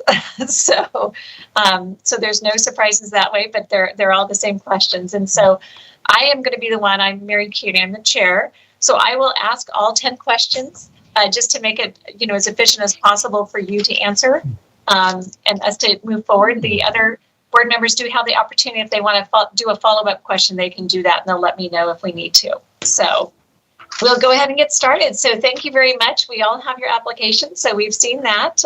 So we will just be going forward with the questions that we have today. So question number 1 is, what is the role of Spokane Regional Health District in our community? And what is your role as a board member? And the second part is, why do you want to be a board member? All right. Well, I have had the pleasure of working pretty closely with Spokane Regional through parts of this pandemic. So I think that really gave me a sense of what they do, what Spokane Regional does, what resources they have, but also helped me actually build some personal relationships with a lot of the people who, so dedicatedly serve our community, the nurses there, epidemiologists. So I was the chief medical director at CHAS, which, as you know, is a community clinic in town. And so we really partnered closely with Spokane Regional through the pandemic, like the testing, setting up the testing initially, helping with setting up the first isolation center. And so I think that, and the homeless programs, oh my God, that's a big, robust partnership there. So I could really see, how Spokane Regional interacts with the community and to help promote the health, well-being, of our community members. So I'm pretty passionate about it. I'm a primary care physician, family practice, and, making sure that the community and our populations are healthy and supported has always been something that I have been interested in, and partly why I went into primary care in the first place. I think as a board member, it's the concept of serving that purpose to really help support that region's infrastructure, and the Spokane Regional Health District itself to really promote health and wellness in our community. So provide some leadership and oversight as most boards do. So that's kind of how I see that role playing out. I also have a fair amount of experience with board participation, so I think that gives me also kind of a different view of how that service and takes place. Very good. Thank you. So question number 2 is, what expertise, diversity, and life experiences do you bring to the board that will be beneficial to representing our community? Well, so I am I'm a mom, and I think that's as a parent, as part of the community, definitely I have that interest of health and safety for sure. Also, as a family practice provider, I've been practicing in this community for a quarter of a century. It's a little kind of shows my age there a little bit, but in that time, you make connections, obviously, with individual patients that you've cared for from when they were a little kid to, maybe delivering their babies and caring for them at end of life as well. So you have those individual relationships, but you also develop a connection with the community altogether. And I think that's what I bring, besides the professional sort of technical skills, the knowledge from, going to med school and, the experience of dealing with patients in various walks of life and different stages of their lives. And, that experience is very, very helpful as well. And then my training with my business degree and my roles in leadership that I've had the pleasure and honor of serving in, I think that also really brings a lot of skill, as well as just the knowledge base and the passion that I spoke about initially. Very good. Thank you. So question number 3 is, what is your definition of public health, and why do you feel public health is important to our community? Well, I think that's a good question. Public health, in my mind, is really about the art and science of promoting wellness, improving the safety of the community, and really enhancing the overall health of our community, and specifically public health, kind of through the leadership of the board, the leadership of Spokane Regional Health Department, because really the community is going to look to those institutions for guidance, but also partnering with the community, individual members of the community, but also business partners, other agencies, educational facilities. I think those partnerships are really important, to include in decision making and any initiatives, anything that really, strives to improve the overall health of the community. I think those partnerships are really, really important. I think we want to enhance the trust in leadership, but in the public health agencies particularly. Question number 4, other than the COVID-19 pandemic, identify with specificity 3 significant current public health issues and 3 future public health issues facing Spokane County.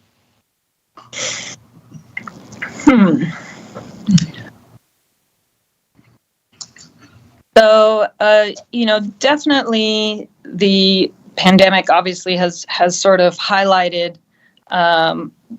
existing sort of issues around infectious disease. The current, I don't want to say craze, but the current focus, importantly, is on the pandemic and how we keep our population safe. But more broadly, there's always infectious disease issues that are kind of comes and goes in waves. I would expect that in the future we will have other infectious disease threats. I think this pandemic has just sort of highlighted that. So how we manage that part of it, I think, is important. I think another area that's been a very important public health issue has been the smoking.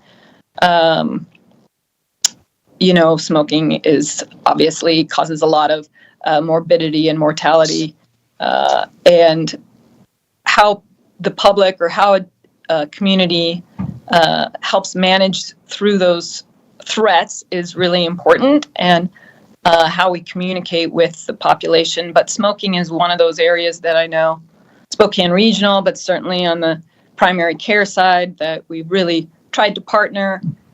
There's obviously been laws put in place that have restricted smoking in public places. And I think that's another example. I don't know how much that is going to be a future issue as much as we will still need to sustain those efforts going forward, for sure. And then a third issue, let's see, what else would be potential? I think the burden of chronic disease in our communities, actually nationwide, worldwide, is really going to be a big problem, growing problem. It is a big problem, but it's going to be a growing problem. It's going to really burden our economic structures for sure. Just even something like diabetes that is very medication intensive, has a lot of effect on quality of life. That's an example, but I think chronic disease burden is something that public health is going to need to contend with. So I would say that's on the map as well. Our demographics, certainly our population is aging in Spokane just like everywhere else.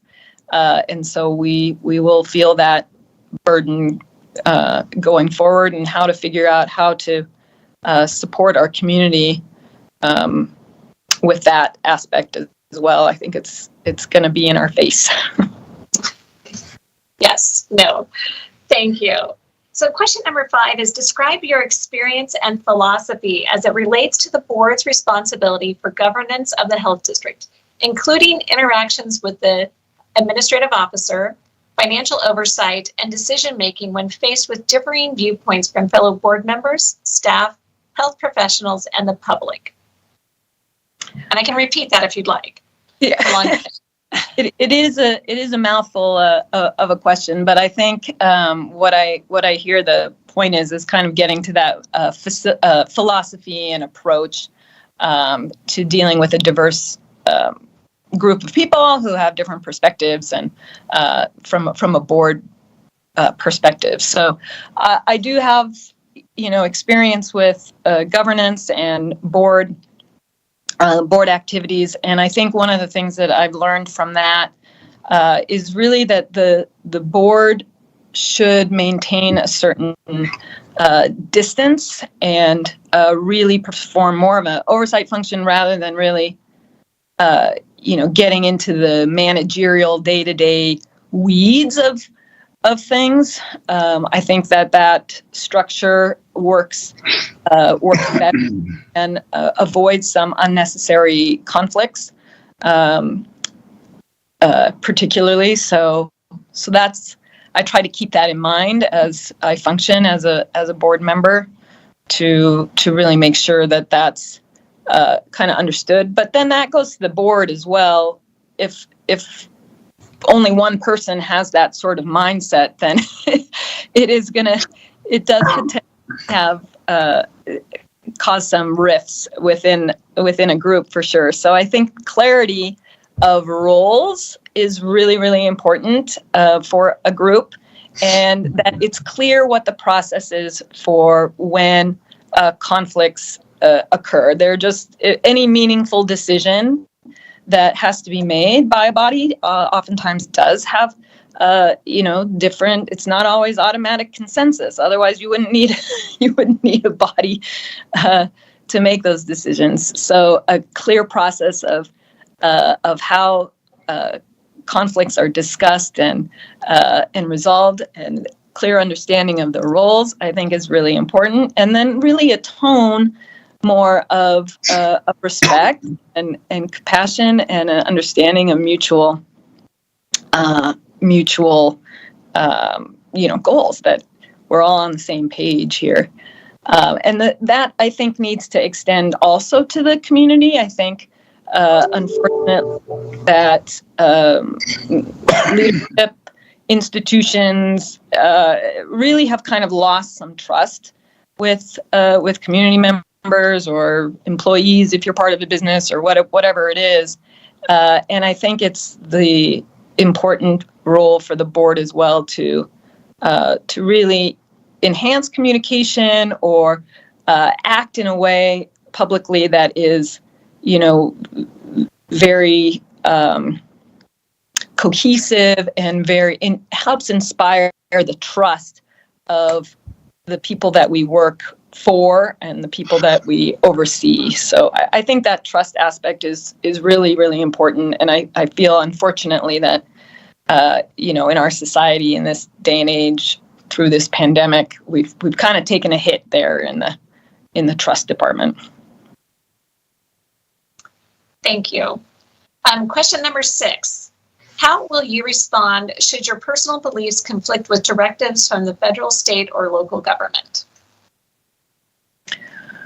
Well, philosophically, I'm generally kind of a rule follower. So it's always sort of been in my nature to err on the side of following rules and directives. But I also have a significant degree of respect for those rules and where they come from, because I understand where the risk often is. And so when there's rules, it's often because there is some risk associated with not following the rule.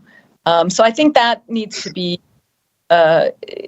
clear whenever there's a conflict, kind of review the rules. But generally, if I have a disagreement about a rule, then that's something that I just have no fear or concern about bringing to the group. I'm not particularly shy, especially if I see a risk to patients or to staff. I'm really not hesitant to bring that up. So I think it just needs to be discussed openly in the right venue. Thank you. Question number 7 is, do you have any potential conflicts of interest, such as contracts with the health district, close relationships with an employee of the health district, or a financial interest in the rendering of health services in Spokane County? No, I don't. I just started a new position last month here at the VA, and I have gone to our legal advisors and with the intention of interviewing for this position. When I applied, I didn't have this position. The application was so low that this wasn't on my radar. So, but from that guidance, it just really needs to be kept very separate. I understand that. It makes a lot of sense. So I'm on this Teams call with my personal cell phone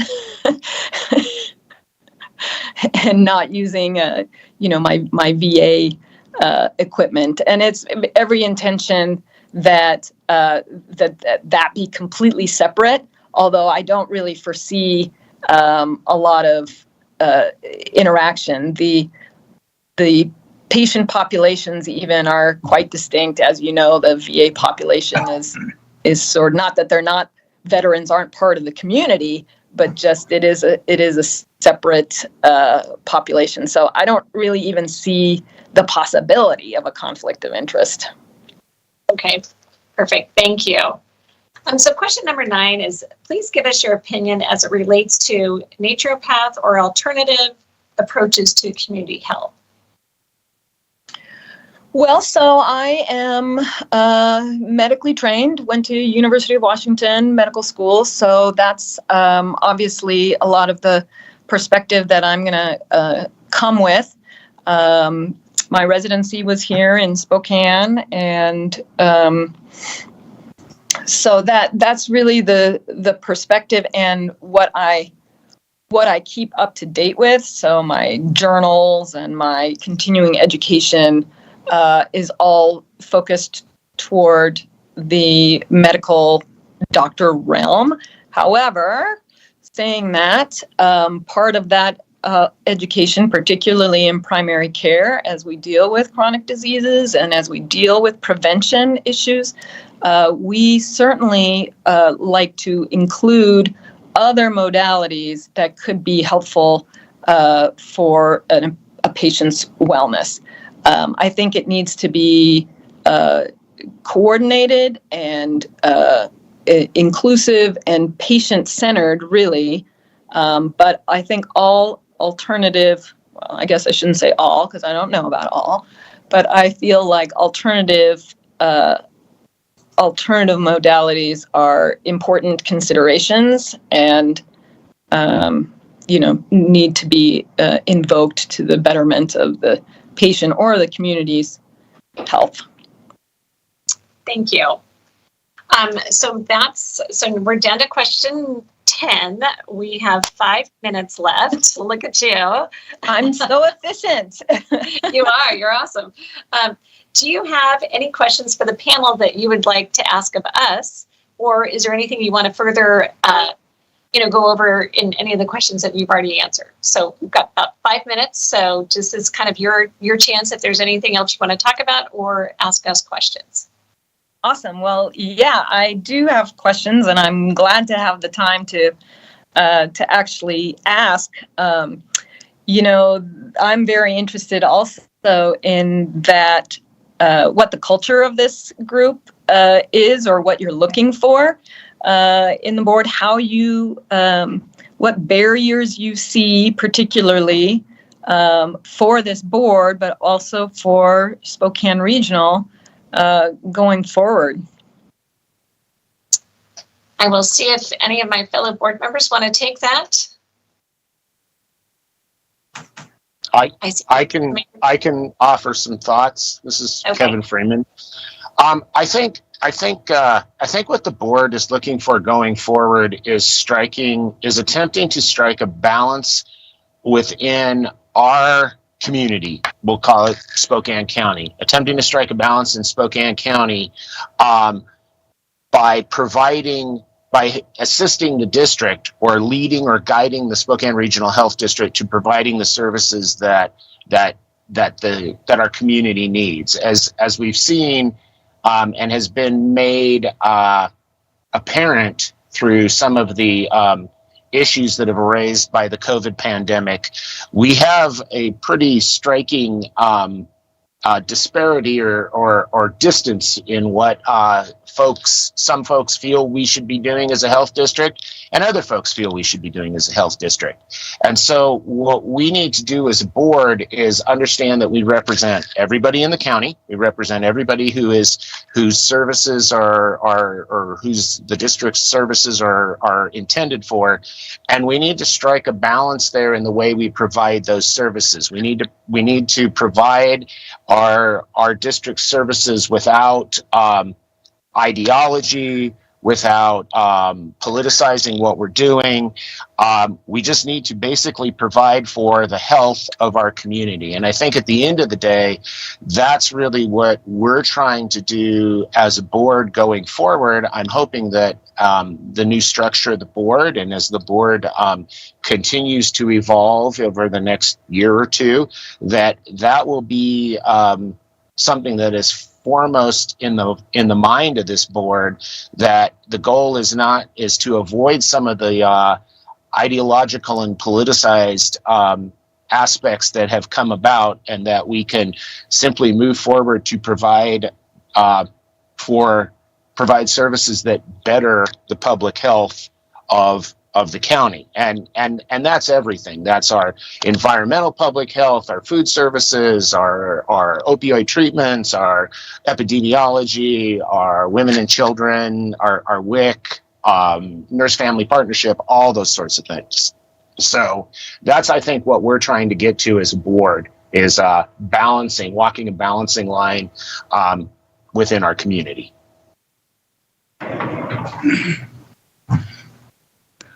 Very good. And we just have 1 minute. Commissioner French, I see you've unmuted.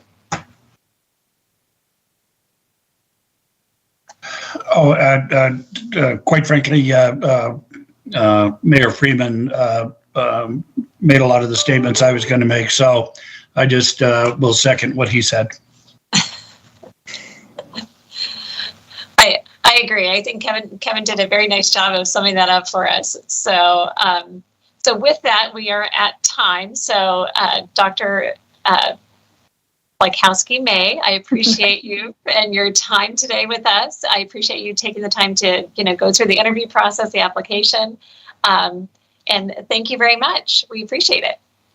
Well, thank you very much also for considering my application and for giving me this opportunity to chat with you guys, and know that I really respect the board's paying attention to the structure and how you guys are going to do what you're going to do. So I really appreciate your attention to this process. Thanks very much. Have a great day. You too.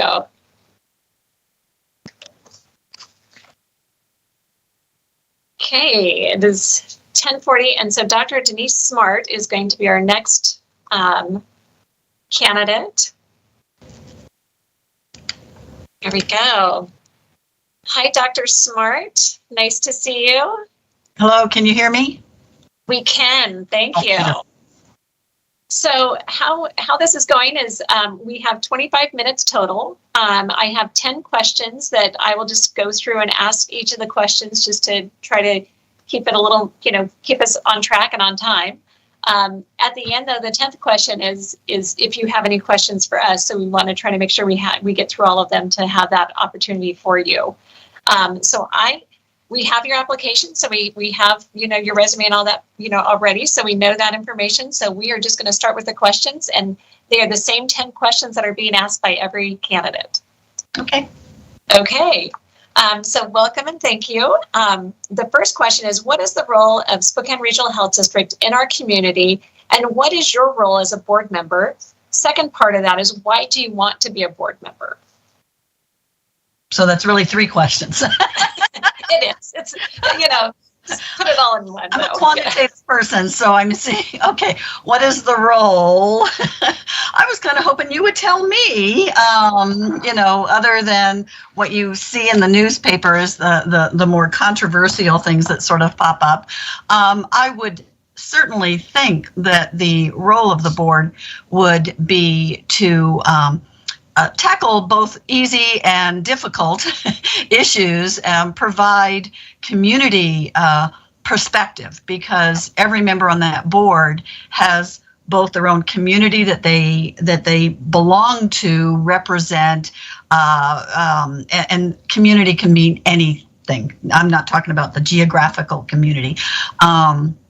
As well as the lens that shapes their view of both health and community health for the region. So I don't imagine that the board sets policy, probably provides input and guidance and perspective when issues are coming up. What was the second part of the question? What was? So why do you want to be a board member of the board? Yes. Well, I certainly see it as an opportunity. This is probably the first time I've seen any openings or that anything has popped up. But I'm also at a point in my career. I made full professor a year and a half ago. COVID has caused a pause in funded research, and before I can continue on more with research with the military the National Guard has to get back to normal. And I figured that'll be another couple of years before they get back to what their normal routines and training and expectations are. And so as a full professor, I have other responsibilities, but I don't have that burden of, oh, I have to have so many publications, I have to do this. So I thought one way is to give back to a community that I am actually growing to, or have really found quite an affinity, both geographically and with the people involved. Having come from Florida to Alaska, and now to the Spokane area. Spokane seems to be a very good fit for my husband and I, and our grandchildren from Alaska love to come down every June. They're looking forward this year as well. And so I feel like I have the time and the energy and the ability to commit to something that will be a learning and growing experience for me as well, and offer a bit of a challenge. Very good. Thank you. So question number 2 is, what expertise, diversity, and life experiences do you bring to the board and that will be beneficial to representing our community? Well, expertise is 45 plus years or so as a nurse, as a registered nurse in both Florida and Alaska and here, and working with in many, many different settings. I worked 25 years first off, I moved from Florida in March in 1980 to a little village on the Yukon River, an Athabascan village, 450 people, half were white, half were Athabascan. It was probably the best experience for me, and I think if I had stayed in Florida, I would not be a nurse. The amount of abuse that was occurring, and a lot of other issues in Florida directed to, I want to say, violence towards healthcare folks. And this is in the 70s. You could not imagine that. And the population in that little 23-bed hospital in the village that was right on the banks of the Yukon River just gave me the best perspective of a different lifestyle, very I want to say, what is it? A subsistence lifestyle. And I made many, many, many friends along that line. I moved into Fairbanks and then worked at the Chief Andrew Isaac Health Center. It was Indian Health Service, and actually became the regional perinatal coordinator. So I coordinated all of the women who were pregnant from the 45 villages. One was an Eskimo village, the others were Athabascan, coordinated their care coming into Fairbanks for their delivery, and made many friends, attended many deliveries, and even delivered a baby over the phone with a health aide at minus 50. Talk about, the doctor hands me the phone and says, Denise, you can talk the health aide through the delivery. I've got patients to see. And of course, I got the patient in after the birth, successful birth, and she became a lifelong friend, especially when I went to Anaktuvuk Pass afterwards with the doctor for a week-long clinic. I actually stayed with her and her family. So you make friends just out of happenstance. So living in Alaska gave me lots of experiences and insight. Living in Florida certainly gave me some. And I was born in Puerto Rico. I've been back to Puerto Rico with the Guard, and gained a lot of insight and have such an affinity for. Anytime I hear someone's from Puerto Rico, we just strike up conversations. Of course, my conversation's in English because I have a French background with some Russian and English, but not Spanish. My mother was French Canadian, and I had 14 years of French, and Spanish would have been, she would have probably dragged me to the local priest and said, what's going on here? So just working with a lot of populations, and then working with my students that work with various populations, and seeing how they grow and thrive. So, and helping them to navigate, especially community health. Wonderful. Thank you very much. Okay, question number 3 is, what is your definition of public health, and why do you feel public health is important to our community? Yes. I don't think people really truly value the perspective of public health, or I mean, in the fact that, I would say for the last 20 years, funding for public health has gone down and down and down. When we know that we're under nationwide 56,000 public health positions have been vacated and not filled. But public health, when you look at cost benefit analysis, and this is what people don't see, they see the tragic end of the what happens when you don't pay attention to the cost to both the individual, the family, and the community and the healthcare system. But public health is actually the best bang for your dollar when you can prevent or look at things from a primary prevention perspective and look at root causes of what's going on and why. And that means you have to have the lens of a lot of different stakeholders and individuals in the community, because one person cannot say, I know why X, Y, and Z is happening. I know why this is happening, why we have homelessness. There are so many variables involved.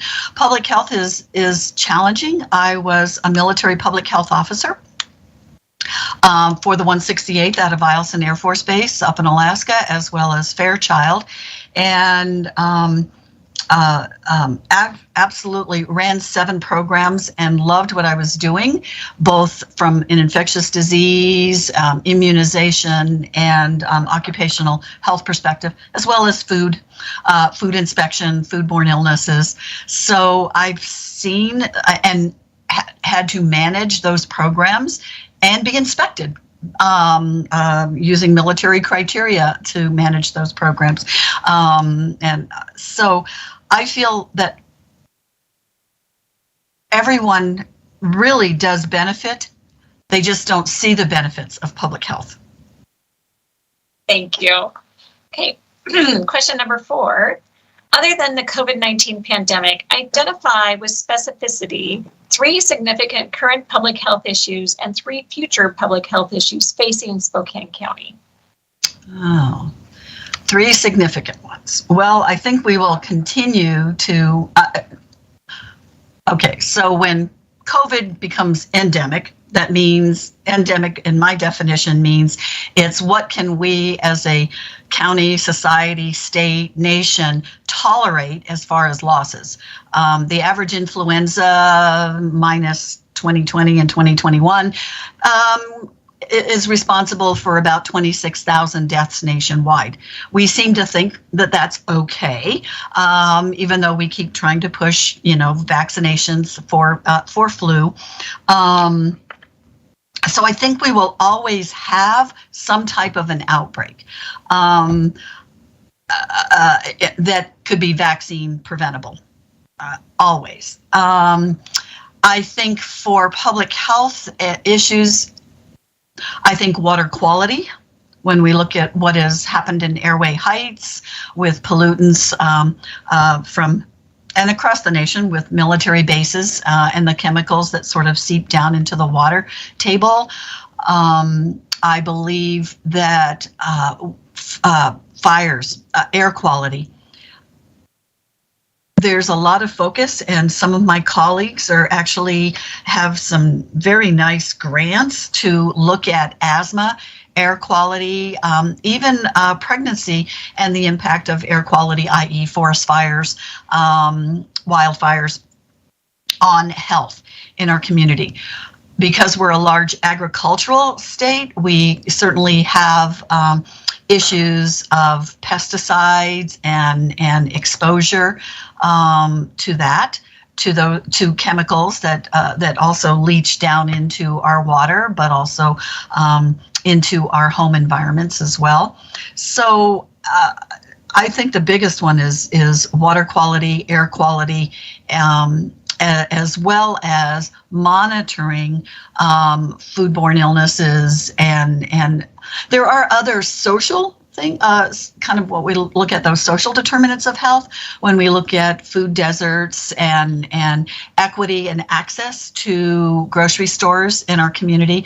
I think the health department has done some wonderful studies looking at zip codes and even homes that or zip codes that are more vulnerable for house fires. Working with the fire department, I know I was involved in some of that, getting out smoke alarms and putting together packages. So I think we have similar community problems that almost any community has nationwide. It's just whether it is more exacerbated or needs more attention to, or and we have to also be thinking about what's next. So what can be the next public health issue, and that's looking at data, following data, looking at trends. I am always reading reports every single day, looking for maternity deaths, looking at, well, if something is being picked up nationwide, what are we doing locally to address maternal child health? So I think it's data driven. Yeah, no, thank you. Okay, so we have 10 minutes and we've got 5 questions left. So I want to make sure we get through them. So we'll kind of go, hopefully give you plenty of time though to answer. Describe your experience and philosophy as it relates to the board's responsibility for governance of the health district, including interactions with the administrative officer, financial oversight, and decision-making when faced with differing viewpoints from fellow board members, staff, health professionals, and the public. That's a big question. That's a big question, and probably would be a big essay, like a 10-page essay. So yes. Maybe they should have given me that question when I was doing my comp exams for my doctoral degree. Oh, boy. That I would say I have very little experience with that. And that's the piece that I would probably be learning about. What is the board's responsibility? What kind of oversight does it have? And what's spelled out in rules and regulations there? But I am almost always, I approach everything from a very kind of quantitative. So what's the cost benefit analysis? What are the budgets? And what are the benefits available? And then what are the different perspectives that everybody is bringing in? So someone might have a focus on business. Well, how is whatever's being decided going to impact business? I'm all about compromise, but also appreciating the lens and the perspective. So you might have to repeat the question again. And I'm going to say that's the one area that I'm not very strong in. And I would think and hope that folks can sort of mentor me in that role. Very good. No, I think you answered. I'm going to go on to the next question. Question number 6 is, how will you respond should your personal beliefs conflict with directives from the federal, state, or local government? Well, I think for me, and I was thinking about this last night and yesterday, I think I do have 2 different views. I do have my own personal internal responses to certain things that I don't always make public. And then there is my professional response, because I feel as a public servant, we owe the best response that we can offer to folks that are around us, the community. So dealing with that is knowing where they're coming from. Like, what is the reasoning? What is the rationale? What are the data that's driving it there? But also knowing that sometimes you have to sort of decide where you're picking and choosing, where you want to emphasize your battles, per se. Very good. Question number 7 is, do you have any potential conflicts of interest, such as contracts with the health district, close relationships with an employee of the health district, or a financial interest in the rendering of health services in Spokane County? To the best of my knowledge, no. To the very best of my knowledge, no. Very good. The Board of Health meets twice monthly for 2 hours, and there's also committee work that can take 2 to 4 hours per month. Do you have time and flexibility to take on this responsibility in a consistent and prepared manner? Yes, I do. Okay, thank you. Question number 9. Well, first off, I fractured my fibula a month ago. So I know that little bit of snow and ice on the road, getting the mail. So I have been able to, and I went to the VA a few days ago, and it's still not healing. So another 4 weeks, but I've been able to do all of my job from home.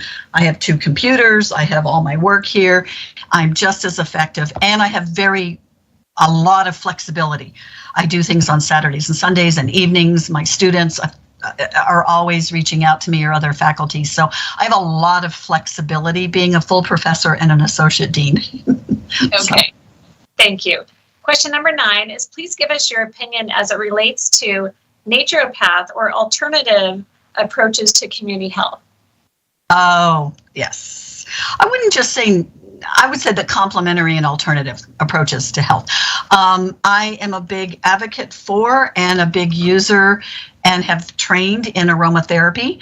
I've seen the value. In fact, I had an MRI a couple of years ago, and they said, do you need anything else, as they're moving me in? And I said, yeah, a little bit of lavender would, and lo and behold, they whipped out some lavender, put it on a cotton ball and pinned it to my gown, and that's all I needed. So I use chiropractors. There is a benefit for everything.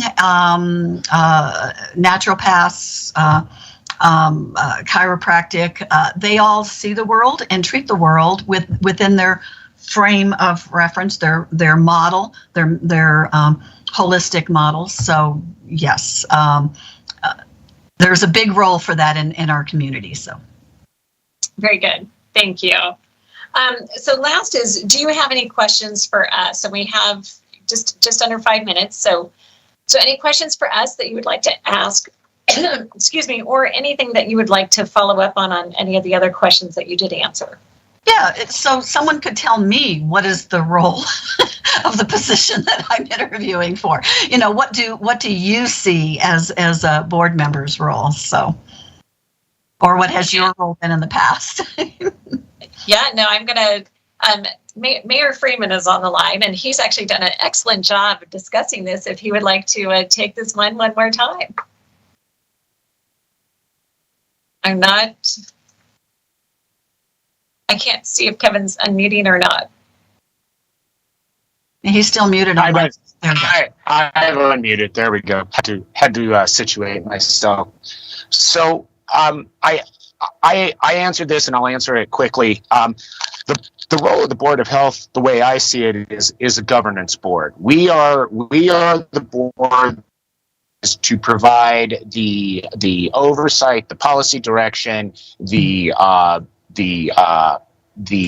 governance of the Spokane Regional Health District. We work directly with the administrative officer. The administrative officer is the employee of the Board of Health.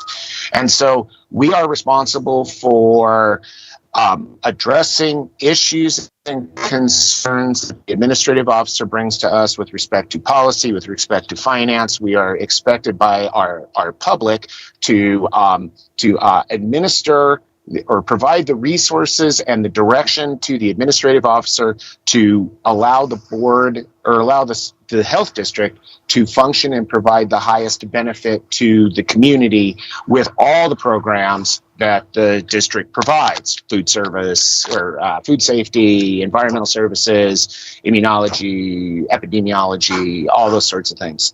So I do think that one of the key takeaways that I have, and I have learned through my tenure on the board, is that the board can set policy for our local community. We can try and strive to making the district the most tailored and fitting in a service model for our community, but we are ultimately responsible to to also local, state, federal regulations as well. But our goal is, as a board, is to provide and support the district in what needs to be and what we need for our community, while providing the governance from a financial and policy model. And I think, Mary, you had some statements about the strategic planning and the importance of that, or maybe Josh or Al would like to take that. I think that's also a critical part of what we do. Yeah, it is very much so. And fiduciary responsibility as a board is utmost and important, one of the most important things we do.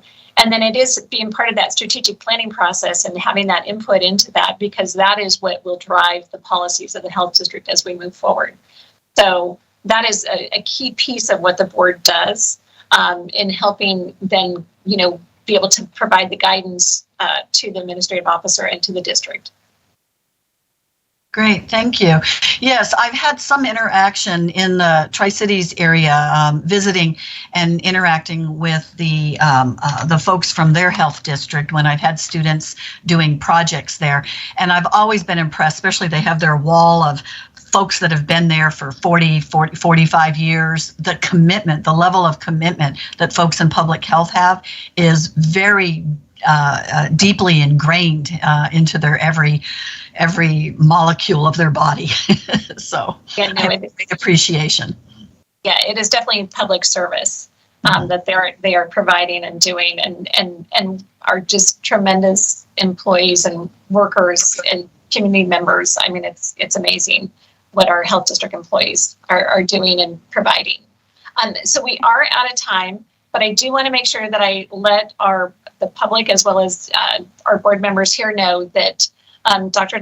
Denise Smart, you are on our list for, today's interviews. We are not re-interviewing tomorrow because you also are being considered as part of our community stakeholders because you met both categories. So I just want to make sure that my fellow board members know that. So to make sure you're thinking about Denise's statements for today as well as then tomorrow. So thank you. We appreciate the time. And have a great day. Thank you again for applying and being part of the interview.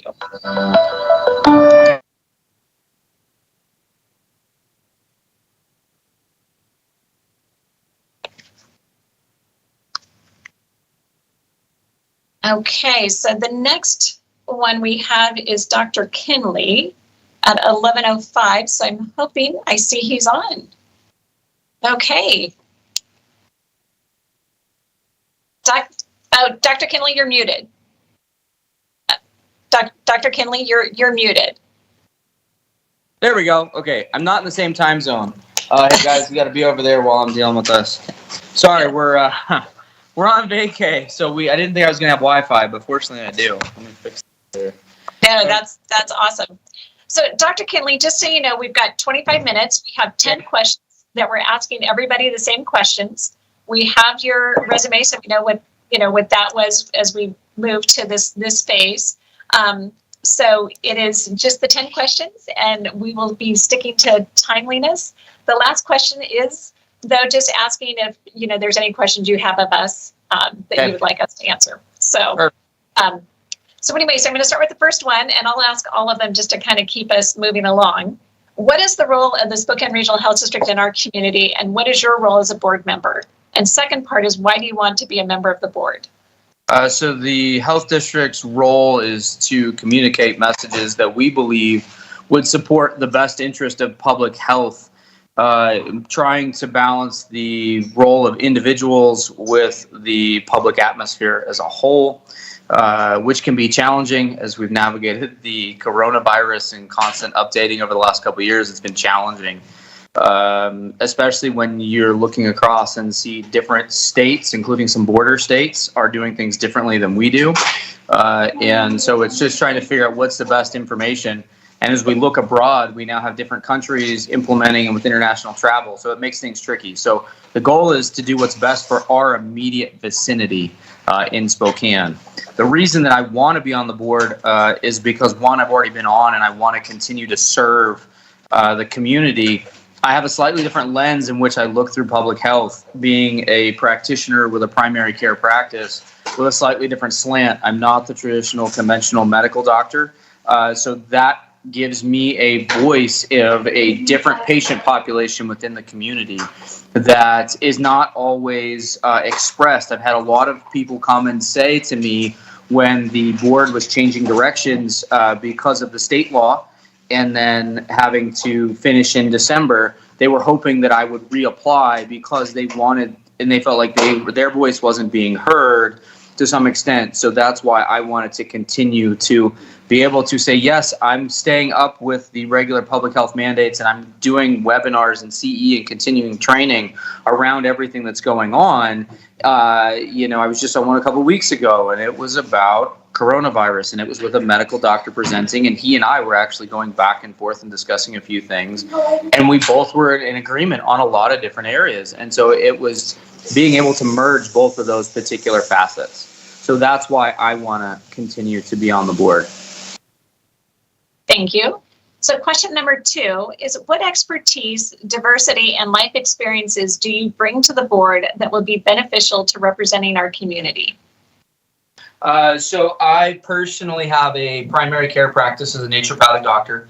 I have 8 children, so I see it from a variety of different perspectives. I treat all ages in my practice. I treat kids, their parents and grandparents, so it's multi-generational. I have run a community-supported agriculture. I've run a farm in the past.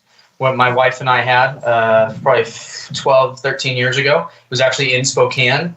And then we still currently have a farm that we don't open up to the public, but we do actually donate some of we have livestock and produce and things, and we donate to that. I worked with inner city when I lived in Michigan, actually, many years ago, working with underprivileged youth. My wife is actually a mental health counselor who also worked with inner city Chicago, underprivileged youth, and primarily the teenage demographic. And so she actually still continues to see some of those folks to this day. The coronavirus has put a halt on our free low-income clinic that I was offering to the public. There weren't any questions asked. Those that had low income, because of restrictions around who can be in the building that we're in, we've tried to navigate that. We're hoping we can get that back up and going here soon. I was part of AmeriCorps years ago, serving, again, underprivileged youth as well. One thing that a lot of people don't know is I had enlisted in the Marine Corps 20 plus years ago. I had a medical discharge. And so I work with a number of veterans, including those with PTSD from combat. So I work with a lot of those different demographics based on both socioeconomic status and their own personal experiences across the board. So that has allowed me to connect with a number of individuals on a number of different platforms over the years. Very good. Thank you. Question number 3 is, what is your definition of public health, and why do you feel public health is important to our community? Definition to me of public health is making sure, again, that we are addressing all the socioeconomic diversity that we have within our community, making sure that people have access to care, whether it's mental health, whether it's dental health, it's financial, it's food, it's actual medical care. All of those pieces, the health department, the role there is to disseminate that information, because there's so many people that need help. The health department may not be able to have the program in-house, but we can provide the access and guide people to get to those particular points, whether it's referring out to a service that we either A, contract with, or B, that we just partner with. For example, the Chaz Health Clinics. There's a lot of things that the health district will do that will refer out to where we can utilize that service, but we do not actually personally fund and run those programs. So that's where I see the definition of public health, as being there to serve everybody in the community, not just a select few. And I'm sorry, what was the second part to that question? It's like, what is your definition of public health, and why do you feel public health is important to our community? Because without the public health, there are certain things that people would not either A, have access to, or B, don't understand why we would implement a particular piece of the equation. Whether it's the food service industry, there's a number of things that are done within the food service industry, for example, that people do not understand. Well, I don't understand. Why do we need to have this particular regulation? Well, it's actually because it helps reduce the risk of all of these other potential contaminants, problems to other individuals. Same thing with water treatment or with sanitation.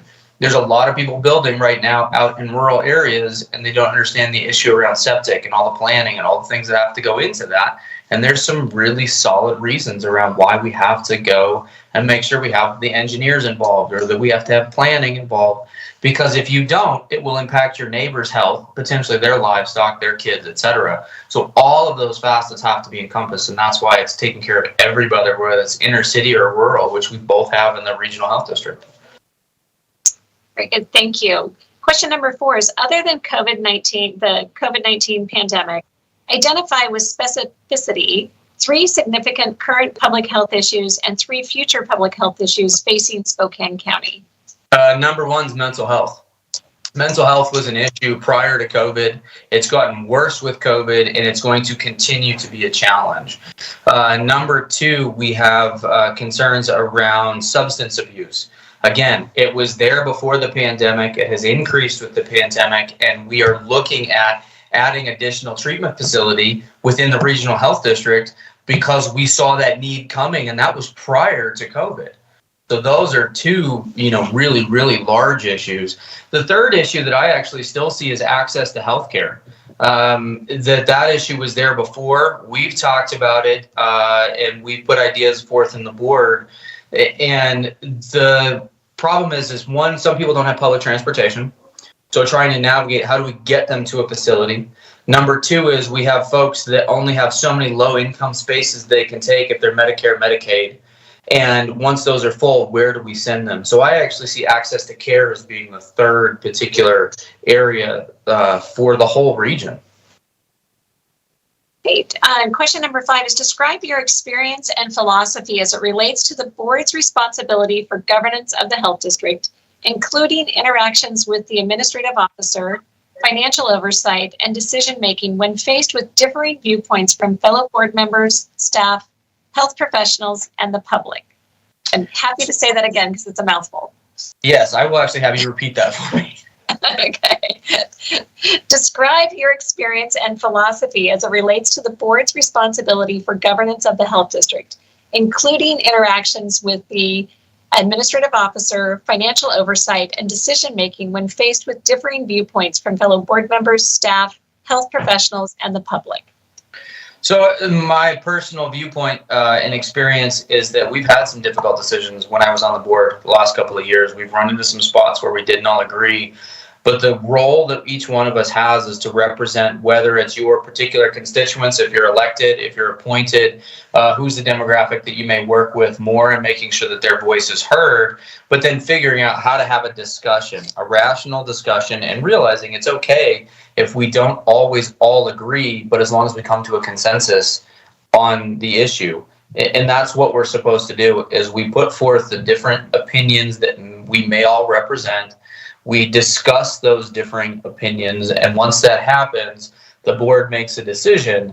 And once the board decision is made, not going and, having public forums on, well, the board did X, Y, Z, but you can represent your own individual viewpoint and leave the board or the health district out of something.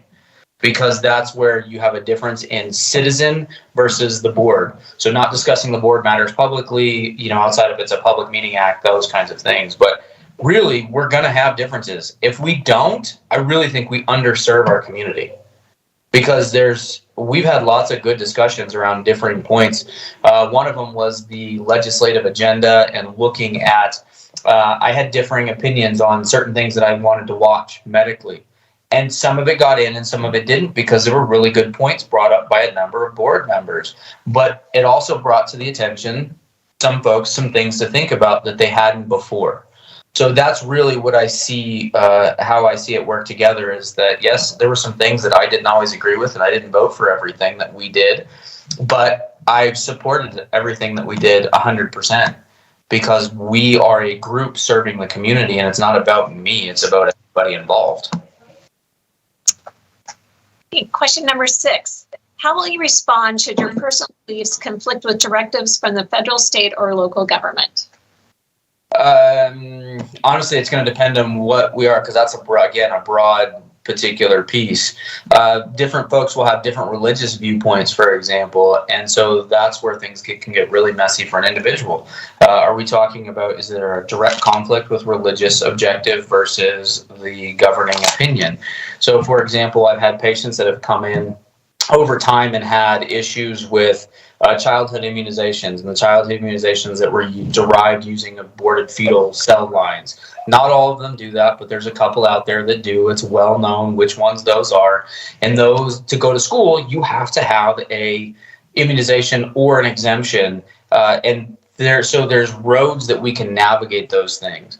So for me personally, it really, it's not a cut and dry. This is how everybody always responds to every situation. There's a lot of times where we like to think this is how I will respond in a given instance. Currently, with the situation we have currently right now, I respond by following the directives as appropriate, using the guidelines from CDC and the current data that's coming out from a myriad of peer-reviewed scientific public journals across the spectrum. For example, what you're seeing now is monoclonal antibody therapy is no longer being recommended because the Omicron variant isn't responding.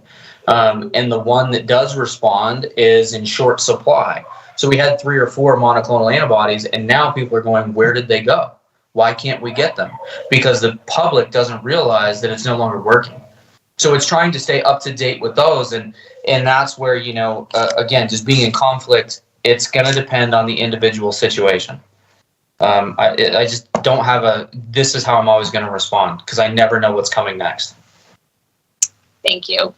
Question number 7 is, do you have any potential conflicts of interest, such as contracts with the health district, close relationships with an employee of the health district, or a financial interest in the rendering of health services in Spokane County? I suppose you could say a conflict because I have my own private practice, but I don't have any contracts, or I don't have anything that would be contracted out. I don't contract with any service of any kind. There's no other organization I'm a part of that would make money from the health district contracts. I don't have anything outside of my own personal office, which has 0 contracts with anyone. Thank you. Question number 8 is, the Board of Health meets monthly for 2 hours, and there's also committee work that can take 2 to 4 hours per month. Do you have the time and flexibility to take on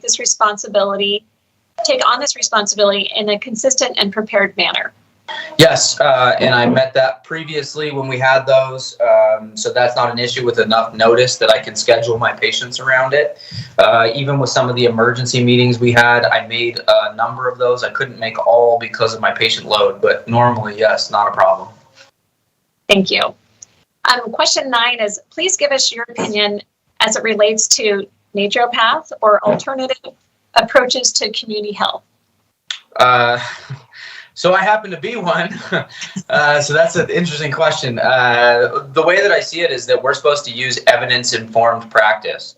And just like anybody else, should you use this medication? Is there a replacement? If there is it warranted? Is it safe?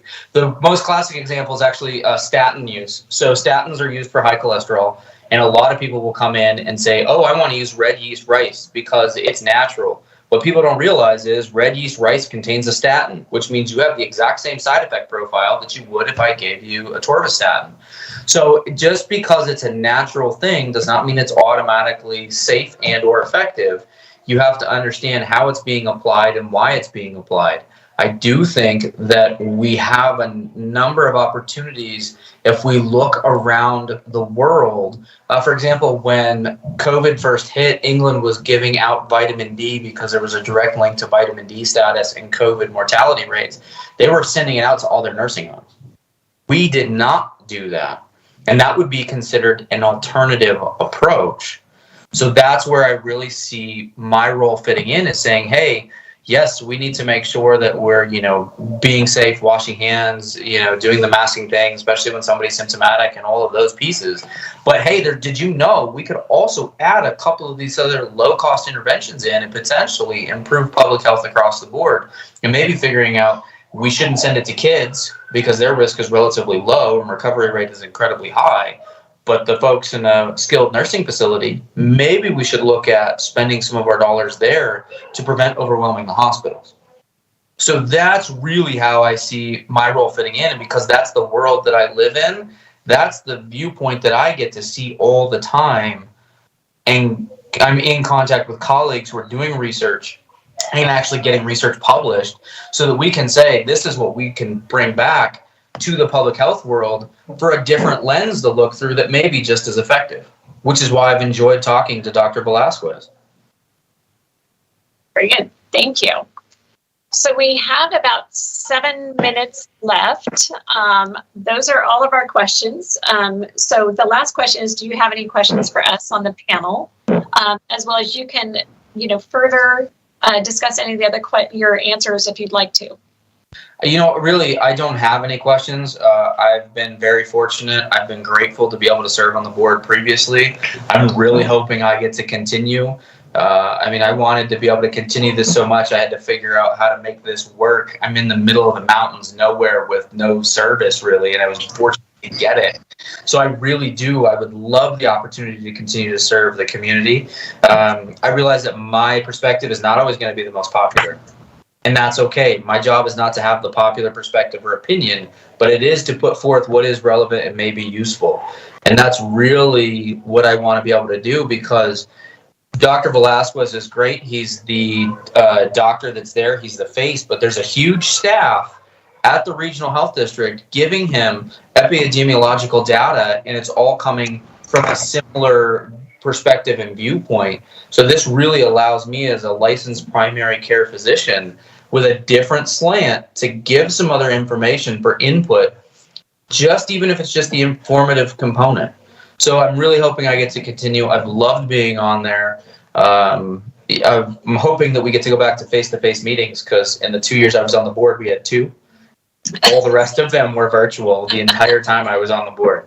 So I'm hoping that's going to change soon, but we'll have to wait and see. Otherwise, I don't have anything else. If there's anything you guys have that you need to ask or clarification on, please ask me. Okay, I see Commissioner French has unmuted. Commissioner French?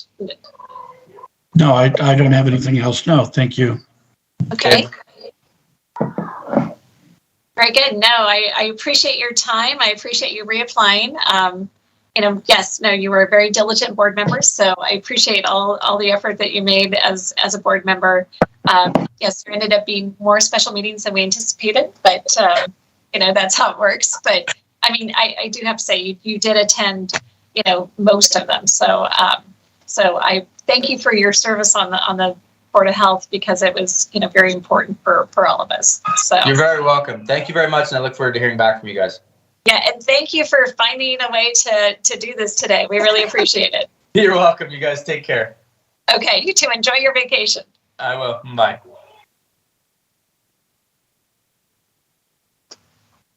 Okay, that gives us, we have 4 minutes before our next person. So we can just take a quick 4-minute break. I know, Michelle, I may have you do the next set of questions, and then I will take on the last one.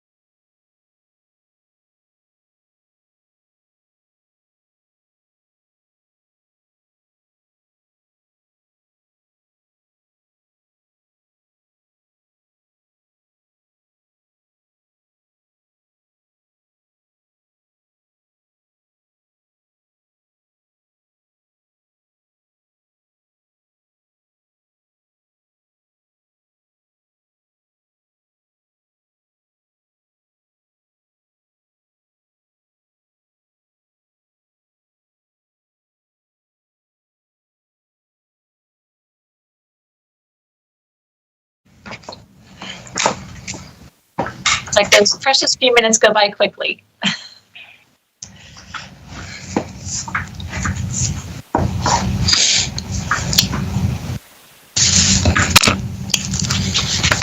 So I think, is the phone number ending in 73? Is that Andrea Frostad? Yep, it is. Maybe you can just put my picture up on the screen. I don't see a picture other than just the little icon. But okay, that's fine. I didn't know if they could do that there, but that's all right. Mm-hmm.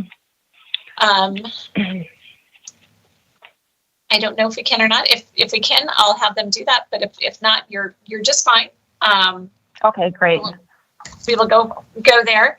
So, Andrea, I just want to let you know that we have 10 questions that we're asking everyone. They're the same 10 questions. We have 25 minutes. I am asking Michelle to do the questions this time just to give myself a little break because I've done about 3 in a row. So I'm going to let Michelle drive the questions. And so she'll be asking all the questions, and that's just to try to provide for efficiency instead of going around. So we will start with question number 1. Okay. I just want to say hi to everybody. And is it 4 that are doing the interview? Yes. The commissioners and Kevin Freeman. Okay. All right, great. Okay. So Mayor Freeman and the 3 county commissioners. And then Michelle Fossum is here as well. Okay. All right. Awesome. Thanks. Thank you. All right. So the first question is, what is the role of Spokane Regional Health District in our community and your role as a board member? And then the follow-up is, why do you want to be a member of the board? Why I want to be a member of the board. Okay. So the first question is, what is the role of Spokane Regional Health District in our community? Yes.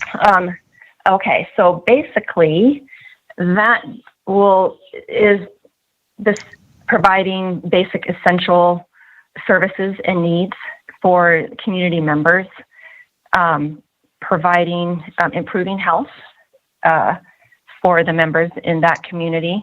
There are the essential services that I know that Spokane Regional Health District does that they guarantee. They have 17 to 20 programs at the Regional Health District, which I didn't know when I was a board member. I was just floored how many services that the health district provides to the community. And they work with local, so that's done locally, and they follow directives on a state level and a national level. But the health district works not just kind of in a silo, but they work with other professions, and there's a network, other stakeholders that contribute to that. So they're social workers, providers, other providers that all come together and help provide these services and find what's best for our community. But there's basic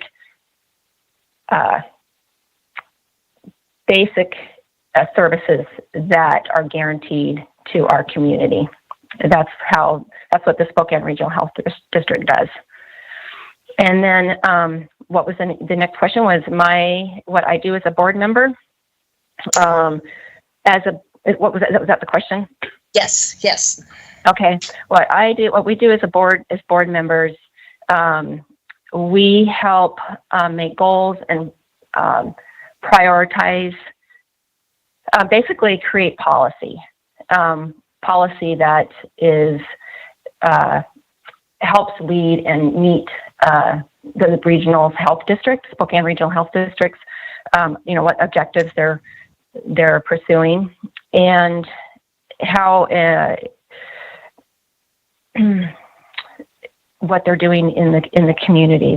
We govern, and that also we advise. So as an advisor, we do kind of all of those things. So we advise other governing agencies to let know what the Spokane Regional Health District is doing as well, in what direction they're going and how it may impact other areas of the community. So And then why I want to be on the board. One, service. It was when I was on the board, it's been 4 years. The first 2 years were, I was basically just learning.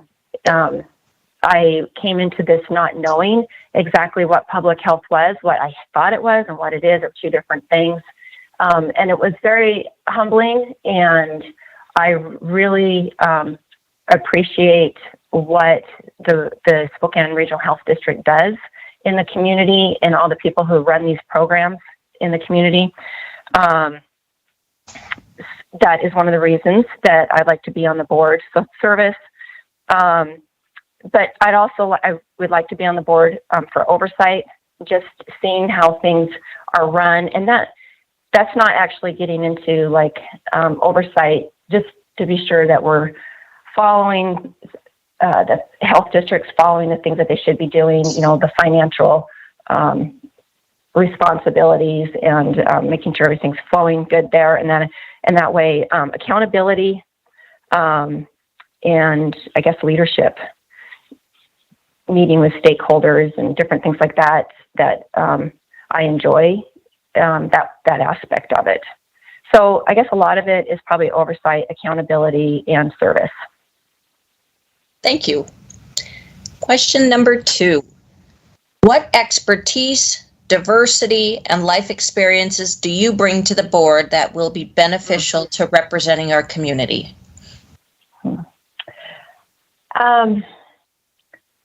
So I think it's helpful that I've been on the board for 4 years. I think there's some wisdom that's learned from that. Like I said, there's a lot to learn, and I'm still learning. So that aspect, is having prior experience and understanding how things operate. From my dental role, being a healthcare provider, I've been in dentistry for over 30 years. And what I see in the community, one, just access to affordable care, hearing what the needs are. And there's a lot of, just focusing on dentistry. There's programs like CHAS, which are amazing. There's a program through the health district, but there's so many needs that are still not being met in our community. And I think I have a real kind of understanding that from being a healthcare provider, from that aspect. I think that going back to what I said before, is just seeing how the programs are run. It's been very humbling. I was able to go on a site visit with one of the nurses in the nurse practitioner program, and it was really wonderful to see this nurse doing what she was doing, and the change that was happening, the need that was there, and the changes that were made in our community, just by one person at a time, one family at a time, just that makes up our community. I think that answered that. Thank you. The third question is, what is your definition of public health, and why do you feel public health is important to our community? My definition of public health is where there is equity for all. Everybody has a place at the table. There's not one voice that's louder than any other, that all citizens and groups, that they're all being represented, that they're all treated with dignity, humanity, and respect. Every single group. That is something that we should all be united on. I feel like the basic, I think public health, odds, sometimes public health, sometimes it's quiet in the background, just functioning. A lot of the people in our community don't even know what the Spokane Regional Health District does. So I think just for the reasons that they're there, just that we take for granted, clean water, safe food, understand all the different things in that way that they do. I think it's important when I think of public health in our community is understanding the social determinants of health, which I've learned about since I've been involved as my time on the board there, is understanding how all these aspects come together, how we have to reach out with all the different stakeholders in the community to understand what impacts and how they leverage off each other, getting to root causes. And as the term is used in public health is upstream. All right. Question number 4. Other than the COVID-19 pandemic, identify with specificity 3 significant current public health issues and 3 future public health issues facing Spokane County. Besides COVID. Okay, so I think right off the bat, I think equity issues. Being in healthcare, you see the difficulty in access to healthcare, affordable healthcare. There's haves and have-nots. So that is still an ongoing issue. I think mental health is another big one that ties in with addiction and homeless. I think, try not to talk about COVID, but just how other departments are going to be swamped with some of the fallout. And I think of those mental health issues that tie in, like I said, with homelessness and addiction. Another one, adverse childhood events, things that affect children. That is a health issue. Once again, if you get to the root cause, then you save a lot of issues down the road, and helping intervene with that early on. So I think that's one of the biggest. Some of those are some of the biggest health issues that we're faced right now. There's a long list. But you said, what was the other one? It was current and then future. And future. Okay, so future growth in our community. There's a lot of people that, there's a population growth here in our community. A lot of people are moving here. They're discovering how wonderful Spokane is. There's so many positives here. We're so close to the outdoors. It's a great place to raise a family.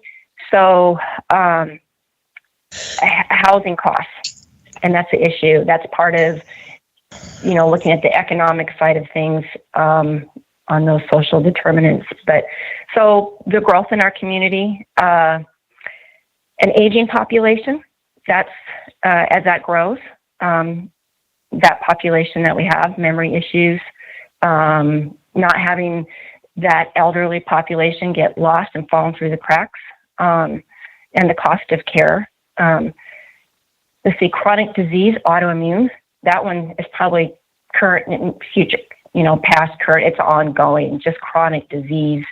And then antibiotic resistance is a big one. And that's another one that's still future, I guess, and current. But that is a real big one, is antibiotic resistance. I don't think people realize that there's over 35,000 people who die in our country every year because of antibiotic resistance. So those are all issues there. All right. Question number 5. Describe your experience and philosophy as it relates to the board's responsibility for governance of the health district, including interactions with the SRHD administrative officer, financial oversight, and decision-making when faced with differing viewpoints from fellow board members, staff, health professionals, and the public. Okay, so I'll start with that last one. Can you repeat that last one again? Sure. I think the last one was decision-making when faced with differing viewpoints from fellow board members, staff, health professionals, and the public.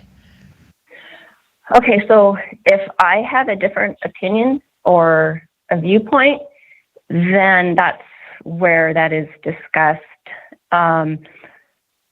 And you share, and be sure to share. And it may not be my opinion. I think some opinions that when you talk to the public, like when my role before on the board was to represent the public. So everything I thought and did was always like, how is this serving the public? Is the public the center of this? And so that role is sometimes, is representing who does public comment, who comes and shares their concern before our board meetings. I read all that. I miss not hearing that in person, but, having them be heard. So making sure all of that. So sometimes it's not just my voice. It may be I don't understand the issues thoroughly, so I'll ask for more information, but I want to represent those people. So that's what I'm trying to get heard when I was on the board before, is getting those people heard. So if it doesn't work out with my opinion or whatever, it doesn't, and it's been heard by everyone, and I don't agree, once there's a vote or an adoption or an approval or something has been passed, then you just have to all support that. That's the way it's going to go. So the train moves on. So I if I'm answering that right. And then, can you ask me the first couple questions again? Because I didn't. You bet. So describe your experience and your philosophy as it relates to the board's responsibility for governance of the health district, such as interactions with the administrative officer and financial oversight. Okay, so financial oversight is just supporting and making sure that we have a $40 million budget, $3 trillion in healthcare, so $40 million. So just to make sure that that is being allotted correctly, trying to encourage more funds towards public health, which is definitely needed. So oversight, making sure it's being used, that things are being allocated, properly, which our administrator is doing a phenomenal job on. But not getting in the policy making, but not getting into the day-to-day operations of the public health department and the staff. It's more of a general pull back oversight and making be sure that things run smoothly. Okay. Question number 6, how will you respond should your personal beliefs conflict with directives from the federal, state, or local government?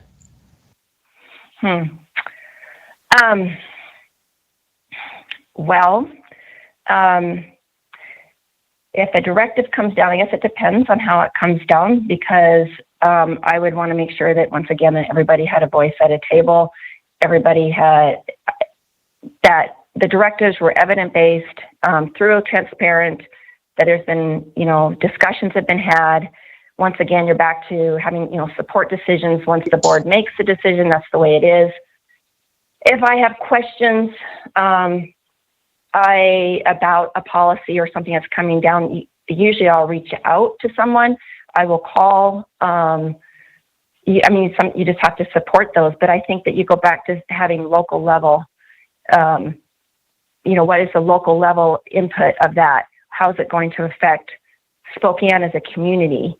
And that's why I like local control as much as possible, because the needs are being fit to what we need here, and not trying to fit what comes from the national level and trying to make it fit into slots here. Rather have it a local level, starting, the voices here, starting local, and then resonating up to the top, so that those policies that come from the state and the national level are going to be more beneficial to us. But just on a personal level, if I have questions about any of the greater policies and how it may impact us on a local level, I would probably call the administrator and the health officer, which I've done many times. And thankfully, our health officer is just more than happy to answer questions and work. So basically, you need to support those policies. And if they don't work, then you have to go through the regular avenues for change. That answers my question. Answers your question. And question number 7, do you have any potential conflicts of interest, such as contracts with the health district, close relationships with an employee of the health district, or a financial interest in the rendering of health services in Spokane County? No. Okay. Question number 8, the Board of Health meets monthly for 2 hours, and there's also committee work that can take 2 to 4 hours per month. Do you have the time and flexibility to take on this responsibility in a consistent and prepared manner? Yes, but I just want to interject. It takes a lot more time than that. Yeah, it takes a lot more time. The first 2 years took a lot of time for me. I mean, you can put as much time as you want, and I would like to put in more time. Like COVID has really kind of made a change. I guess there's ways to get around that, but it has made it hard when everybody down at that health district has been so darn busy. And but there's ways to go about meeting with the directors and just trying to get to know. It's one thing I liked about Chuck is that he was always encouraging everybody to meet with the directors and see how things are moving, but also meeting more and with stakeholders and et cetera. I think there could be a better connection, a bridge between providers in our community and public health. That's sort of a different matter. Okay. All right. So then question number 9 is, what is your opinion regarding a naturopath or alternative approaches to community health? A naturopathic is definitely a holistic approach. I think a lot of people end up there who have suffered from chronic issues, chronic illness, and I think they're a complement to allopathic care. I think some differences is that medicine, like in dentistry, is definitely changing. I don't want to sound negative, but I kind of feel like I work in the golden age of dentistry where things are becoming more corporate now. And, having that one-on-one care right now that there's not so much of this corporate with naturopathic. So naturopathics tend to have the ability, because there's not this profit margin, et cetera, and have more time to look at the holistic and be able to spend more time with prevention, education. I think it's a great complement. I think allopathic care, naturopathic care, I think they complement each other. I think they're both important roles, and they both provide an important avenue for people to find avenues to how to become healthy, prevention, different ways of approaching things. So I appreciate that question. Because me personally, I had a health issue, and I made some changes, which you would go underneath naturopathic care is just, changing quite a few things, but one of those was diet, and it changed my life. So, I think those are complement of each other and both equally as important. Okay. And then we have just a couple of minutes left, but we wanted to give you an opportunity to ask any questions that you may have of the panel. No, I don't have any questions to ask the panel. Okay. Did you want to add anything more to any of your prior answers in the time that you have left? Minutes. What? Oh, is it over my time? No, you got about a minute. So. A minute. Just that I appreciate the time that I served on the board, and I hope that I will have that opportunity again. Like I said, it's a lot more time than just a couple hours a month, and I'm willing to put that time apart and still, be on the board and still keep learning. And if I can be of service to the community. So thank you for your time and the time I was able to interview. All right. Thank you so much. Yeah, thanks, okay. Andrea. We appreciate you taking the time and putting your name back in and being here today. So thank you very much, and we hope you have a great day. Okay, thank you. All right, bye. Bye. Okay, it is now 11:55, and our last candidate for today is Dr. Daniel Repsold. Hopefully he'll correct me if I need to. There is Dr. Repsold. So am I saying your name correctly? Yep, Repsold, yep. Okay, very good. Well, thank you very much for joining us today. We really appreciate it. Know that you're having to work through patient schedules and stuff to make today happen. So we really appreciate that. And I do want to just make it clear that we have you today as a member of the public health representative, but we also have you, I believe, on our list for community stakeholders. So you are getting just one interview, but we will keep you on both lists. So Correct. Just so you know that, and just so our panelists know that as well. We do have 10 questions that we're asking everybody, the same 10 questions. We've got 25 minutes. I'll be asking all the questions just to try to keep it flowing. And I'll let you know when we kind of get to the end how much time we got left to if we need to speed up or slow down. Sounds good. So first of all, I want to say thank you very much for applying and putting your name forward and coming to the interviews.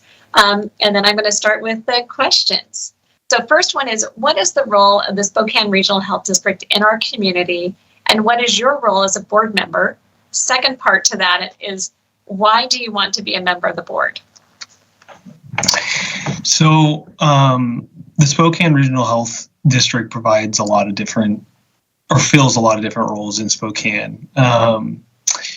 From anything from education regarding different public health topics and disease prevention, both for chronic disease and acute communicable diseases, to actually helping with treatments, providing providers with resources for treatments for those diseases and education of providers.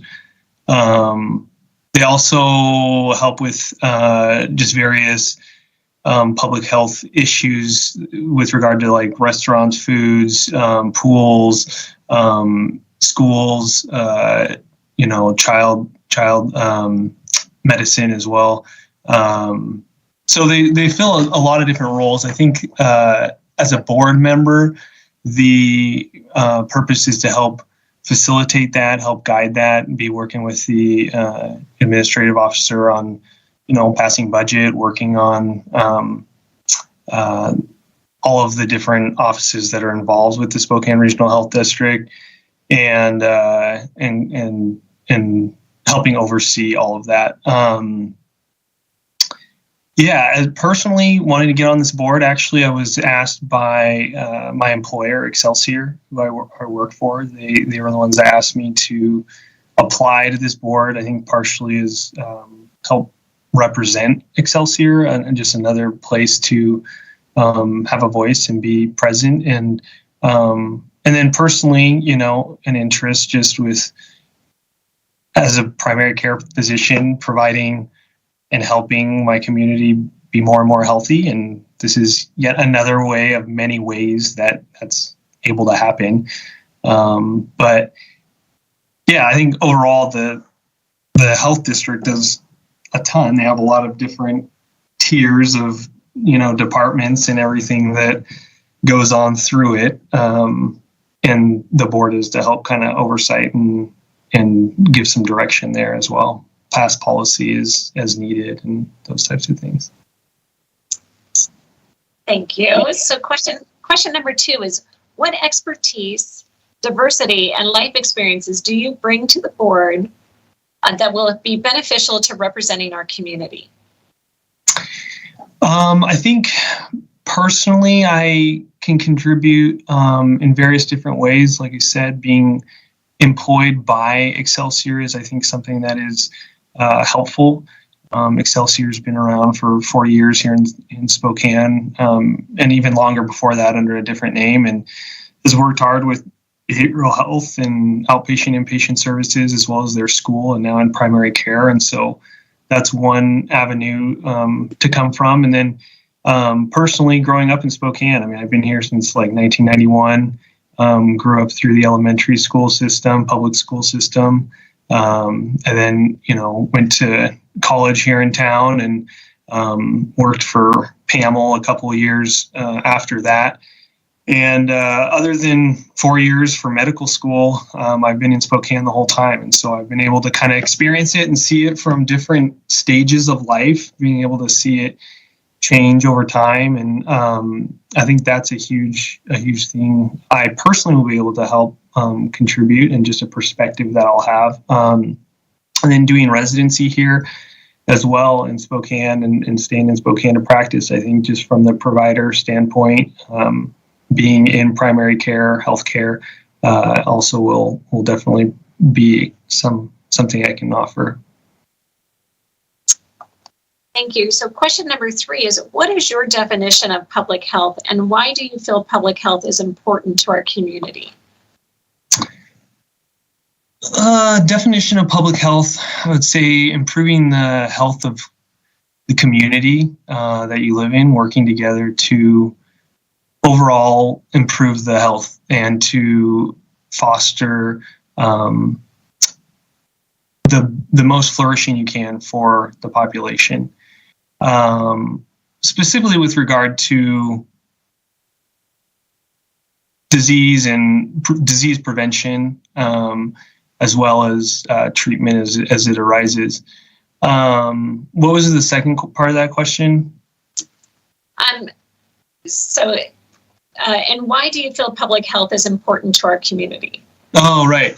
So kind of in the same sense of why I went into primary care, there's a lot that we try to prevent in primary care from ever occurring, so that we can either reduce both financial costs on the other side of people's life and healthcare, but also just to help prevent them from getting long-term issues with the diseases that they have. And so in primary care, we're doing a lot with trying to prevent disease from happening, and working on lifestyle changes, and trying to catch things, screening stuff early on. And so I think primary care and public health really go hand in hand in a lot of ways. And so public health is just another way to try to do that, to try to improve the health of our communities, families, and really work on just helping people live their best life, and what we can do to help with that by providing guidance, education, and any resources that are needed to do that. Thank you. So question number 4 is, other than the COVID-19 pandemic, identify with specificity 3 significant current public health issues and 3 future public health issues facing Spokane County. Yeah, I think from what I personally see in clinic day to day, I think the biggest health issue right now that I'm seeing is mental health issues. Anxiety, depression, those types of things. That is honestly like 50% of my day, some days, if not more. So it's a big deal right now. It's a pretty big issue, and I know it's been an issue for a long time, but it does seem to have increased definitely over the last couple of years or so. I think other current issues facing us are ones that have been around for a while. Drug use is still a pretty significant issue. And then obesity obviously is still an issue, and all that comes along with that, and the lifestyle, and all the sequelae that comes from obesity, and the chronic conditions that are associated with that. Tobacco use still can be a pretty significant issue, and something that we can continue to work on to actually make some pretty significant changes with people. Future health issues, I haven't thought a ton about. I have to think through that a little more. It doesn't mean I don't have an opinion on it or couldn't think through some of it, but the things that kind of come through Spokane specifically, I would say the first thing that comes to mind, honestly, is probably the huge discussion regarding fluoride treatment in the water, and kind of the discussion with that, and all of that goes back and forth. I know that's something that is on the horizon for many people, and is a very, very discussed issue. what else? I would say trying to get people back to being active with regard to community activities. I know it's specific to COVID, and so that may not be a perfect answer, but the fact that we don't have our Bloomsday and Hoot Fest and those types of things going as much, I think has been a little bit of a detriment to our community. And then I'm not sure for that third one. I'd have to think through that. Thank you. You can always come back to it. Yeah.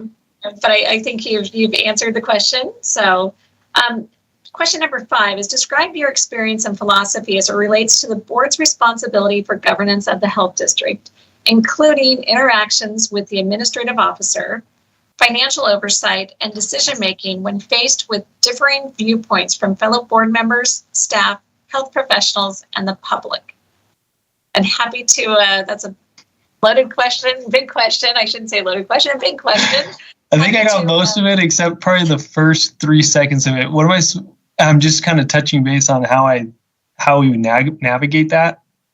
Yes. So describe your experience and philosophy as it relates to the board's responsibility for governance of the health district. Okay. So as far as the philosophy goes, obviously there needs to be some point people. Someone needs to make decisions at some point. We don't have a society set up where everyone votes on everything.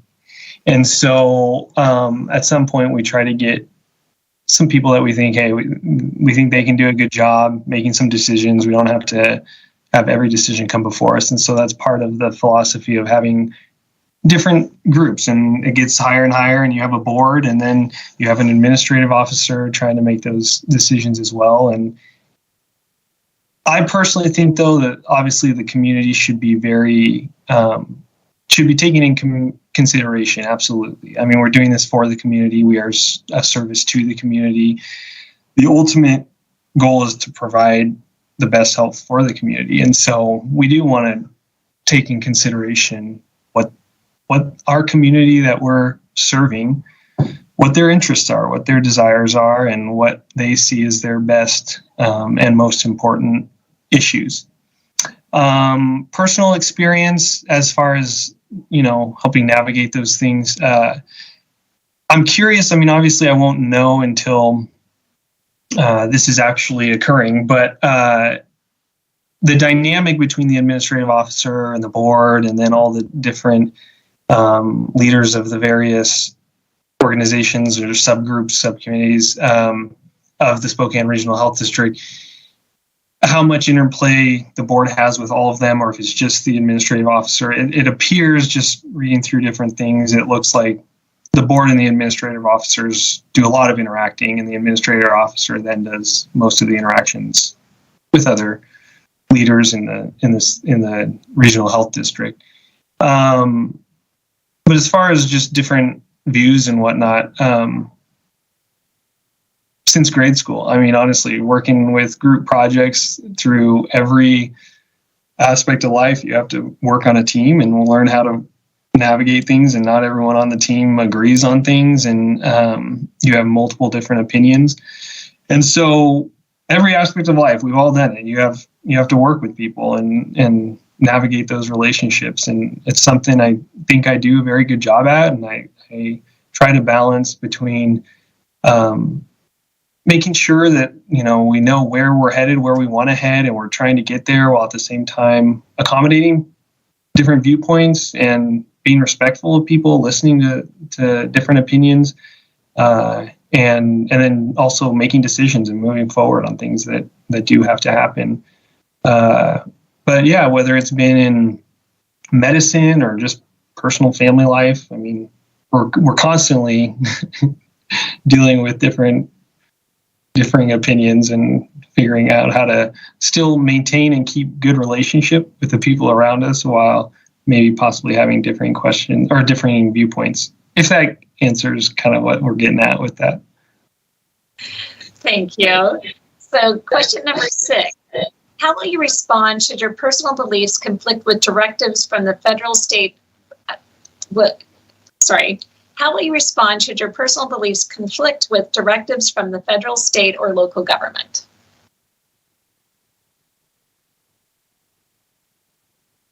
That's a really good question. I think that as much as I am able to, meaning there are some personal beliefs that I can acknowledge are not hard and fast. Let's say I personally have preferences about certain topics. Let's say soda pop, I don't think is the most healthy thing for people. That's my personal preference. I try not to drink it, right?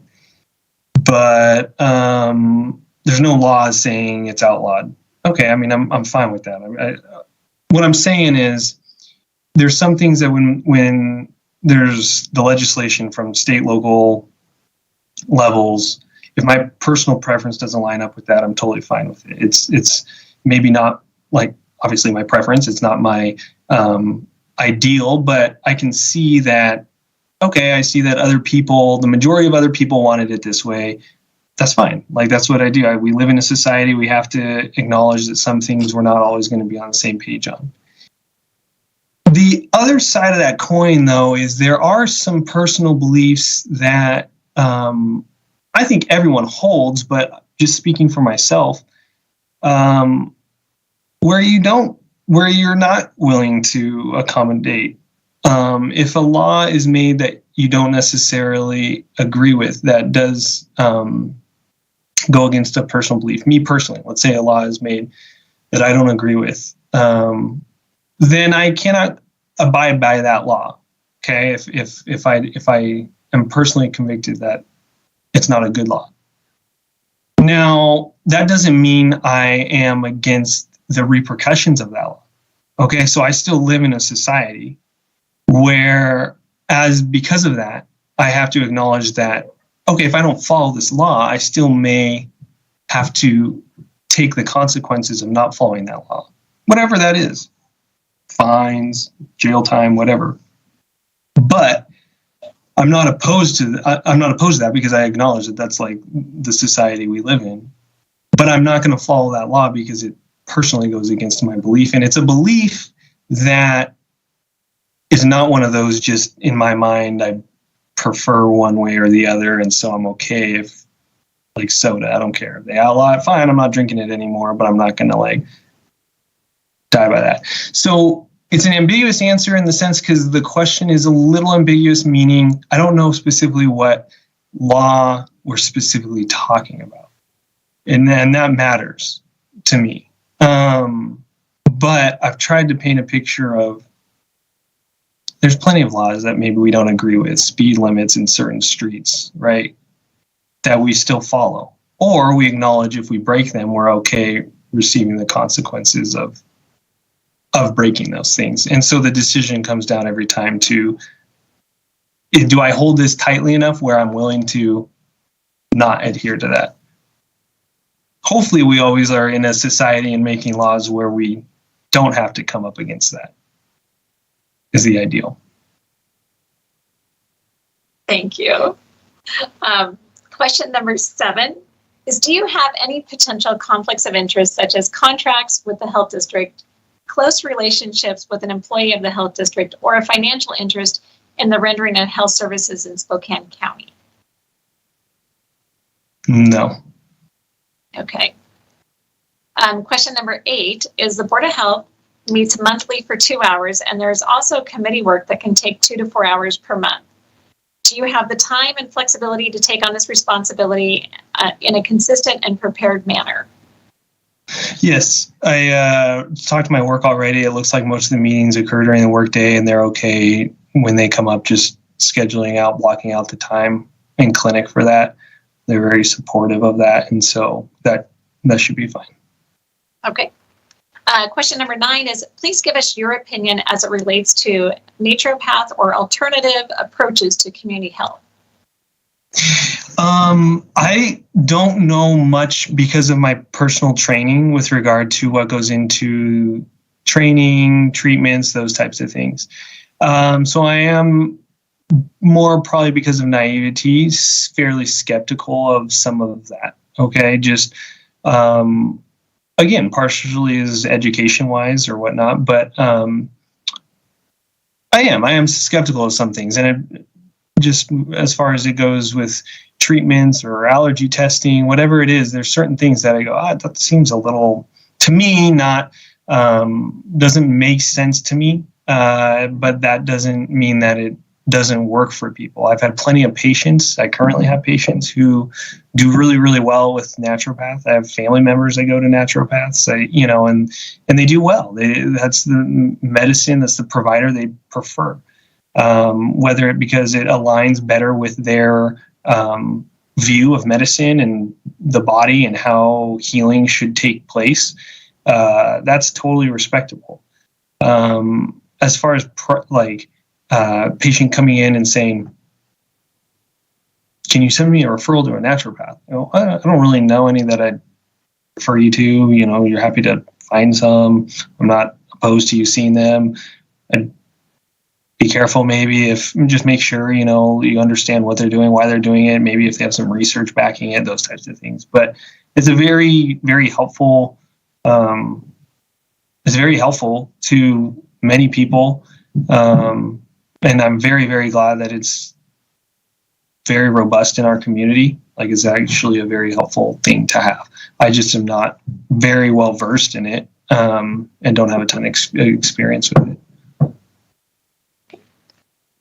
Thank you. We have 4 minutes left. So this is our 10th question is, do you have any questions for the panel? As well as this is the opportunity if you want to go back and add to any of the answers that you had for the other questions.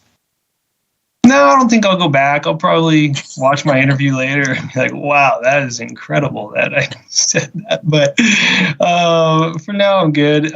I'm curious for whoever wants to share it or whoever has things to share.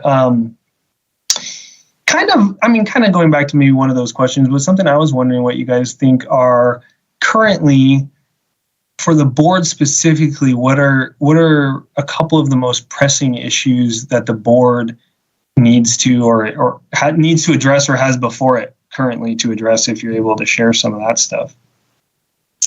I will look to any of my other panelists if they would like to respond first. I'm not seeing anyone unmute.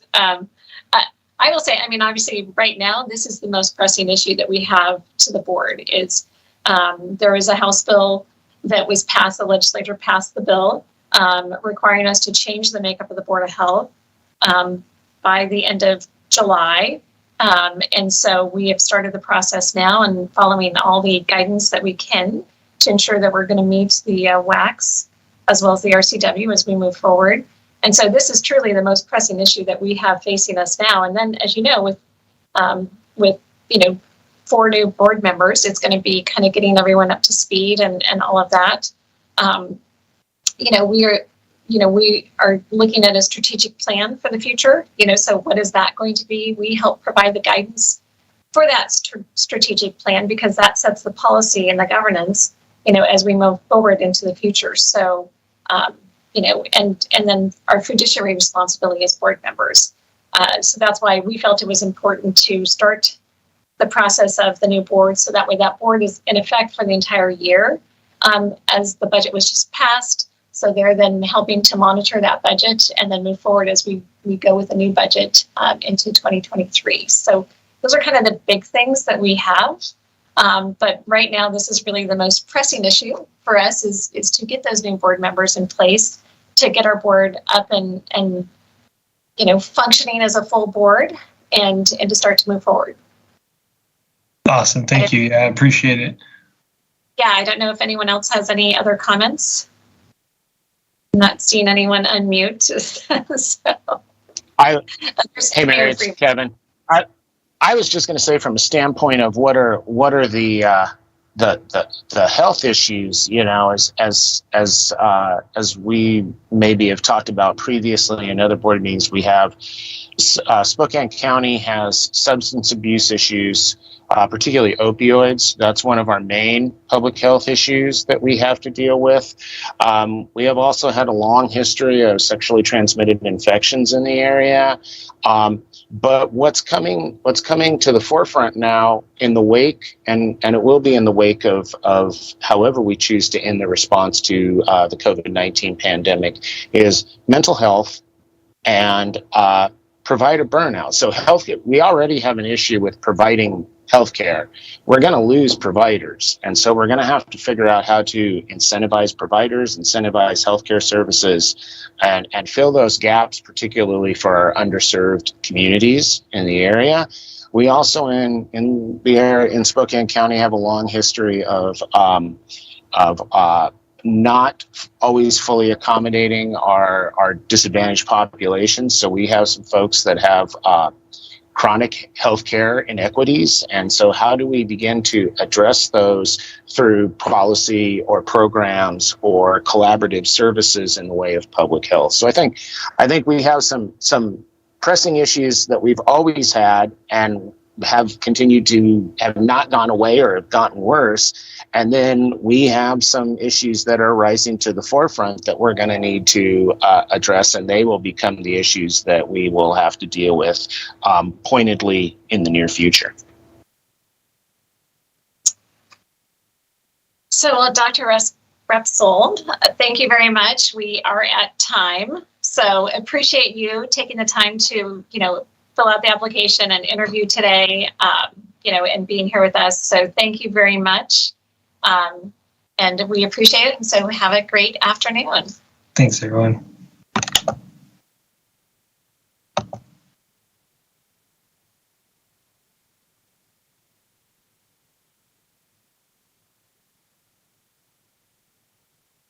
Okay.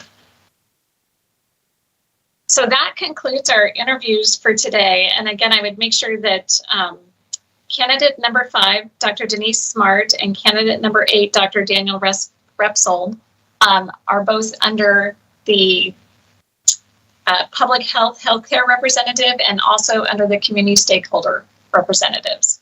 So, and again, we will not be re-interviewing them tomorrow. If they don't move forward today, they will just be automatically, part of the list for tomorrow. So with that, I'm going to let us think about if, I think we need a few minutes. I know I need a few minutes to think through the candidates that we had today. Would we want to take just 5 minutes to do that for each of us to kind of think through what our thoughts, or are people ready to make motions? Is there any discussion that anyone wants to have? I will throw those possibilities out there. May I throw something out? I agree that we need a few minutes to deliberate in our own minds, but I think maybe what we do is maybe we would come back, each of us, with our top 2 candidates, and we would be able to either present the top 2 candidates that we'd throw out and see if we can get some consensus in the very short term. And then that will kind of give us an idea on what we're looking at going forward. If we have wildly divergent ideas on what candidates are, our top 2 are, we know we've got some issues. But I think that would probably be a pretty easy one if we could come up with 2 people each. I don't know how the rest of the members feel. Commissioner Kearns? Your thoughts? Yeah, I'm fine with that. That works for me. Okay. Commissioner French? Yeah, I'd be okay with that too. Okay. So do we want to take like 5 minutes to kind of think through and come up with what our top 2 are? Sure. Okay. It is 12:24, so why don't we say we're going to take till 12:30, just 6 minutes. We'll come back at 12:30 with our top 2 candidates, and then we will start the discussion from there. Okay. Thank you.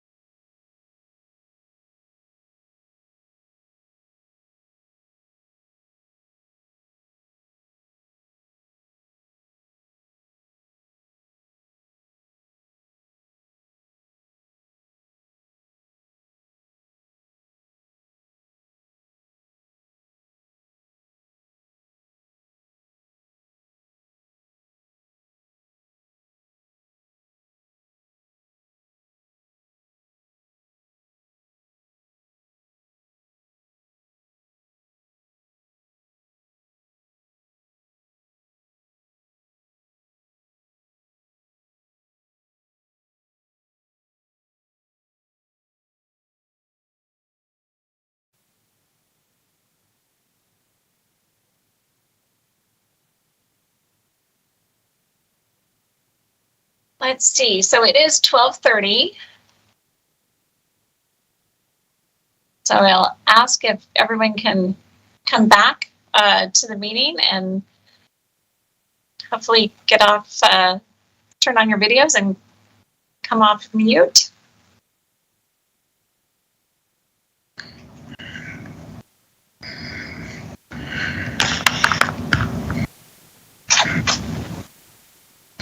Let's see if Kevin can.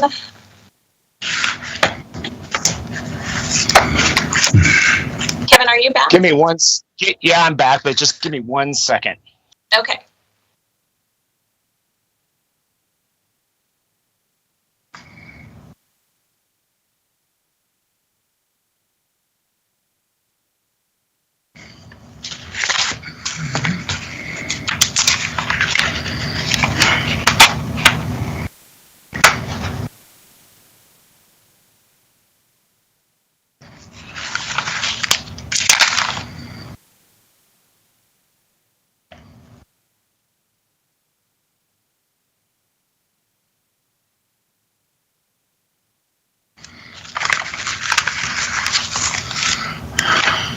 All right, my apologies. Nope. And there we go. There we go. Okay. Thank you all for coming back. I know I thought we had great interviews today. I mean, I'm not sure that I can narrow it down to 2, so it'll be interesting how we all come down. But I will let you gentlemen start. Whoever would like to start. Well, I'll go ahead and throw my hat in the ring here just for laughs and giggles. So I'm going to list these in the order they interviewed, not necessarily in the order that I'm going to put them in, but just throwing them out for consideration. And I was in a toss-up. I am going to throw 3 names in the ring and not just 2, because I couldn't decide on which one of the last 2 to eliminate. So I had Dr. Alicia Polakani. I had Dr. Kinsley, and then I had Andrea Frostad. Were my 3.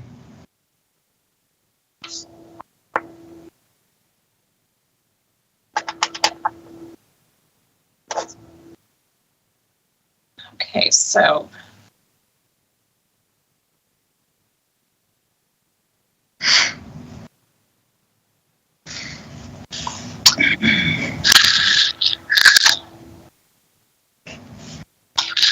So it was my idea, so I'll go next. I had Dr. Buklowski May and Dr. Smart.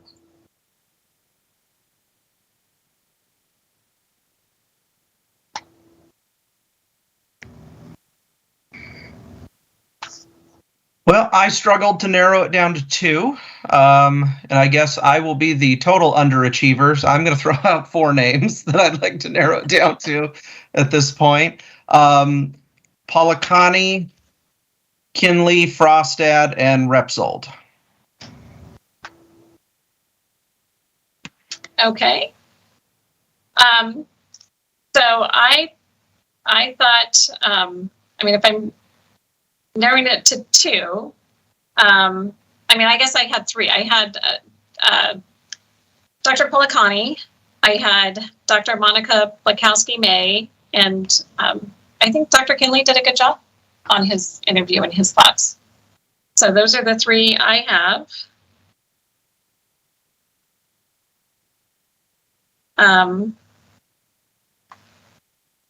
Would I be happier with one versus the others? I don't know.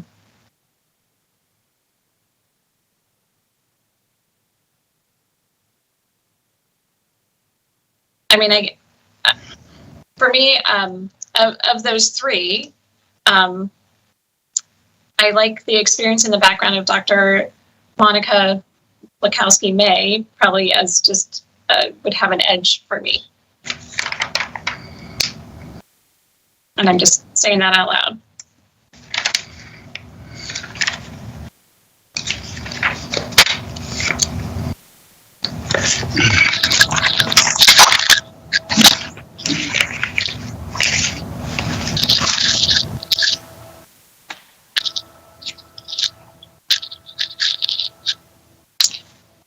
Well, go ahead, Chair So Keenan. with that, we can either, have a little bit more discussion, or I can look to if anyone wants to make a motion. Is this something we can do tomorrow when we select the other two positions? I mean, are we bound to make the decision today? I mean, we're picking two positions tomorrow. Can we take the vote tomorrow on this? I guess that's a Michelle question. I think probably technically you could make a decision tomorrow and defer it for today. The only possible wrinkle there is you have two candidates that are in two categories for tomorrow then. Which we would anyway, because whether, unless we accept them, but I mean, one of the candidates didn't get any of the top votes for today. Right. And Dr. Petzold did. Right. And then Dr. Denise Smart, there was one person that had her, and I definitely feel she's a strong candidate for the community stakeholder position. So I mean, so it's a hard thing with having them in both things when you really come down to it.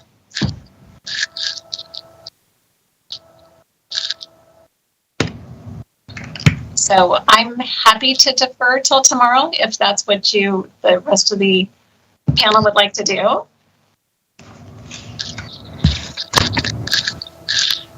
Well, if it's an option, I'd like to take advantage of the option. I need to go back and look at both the application and spend a little bit more time wrestling with which one I want to put forward as number one.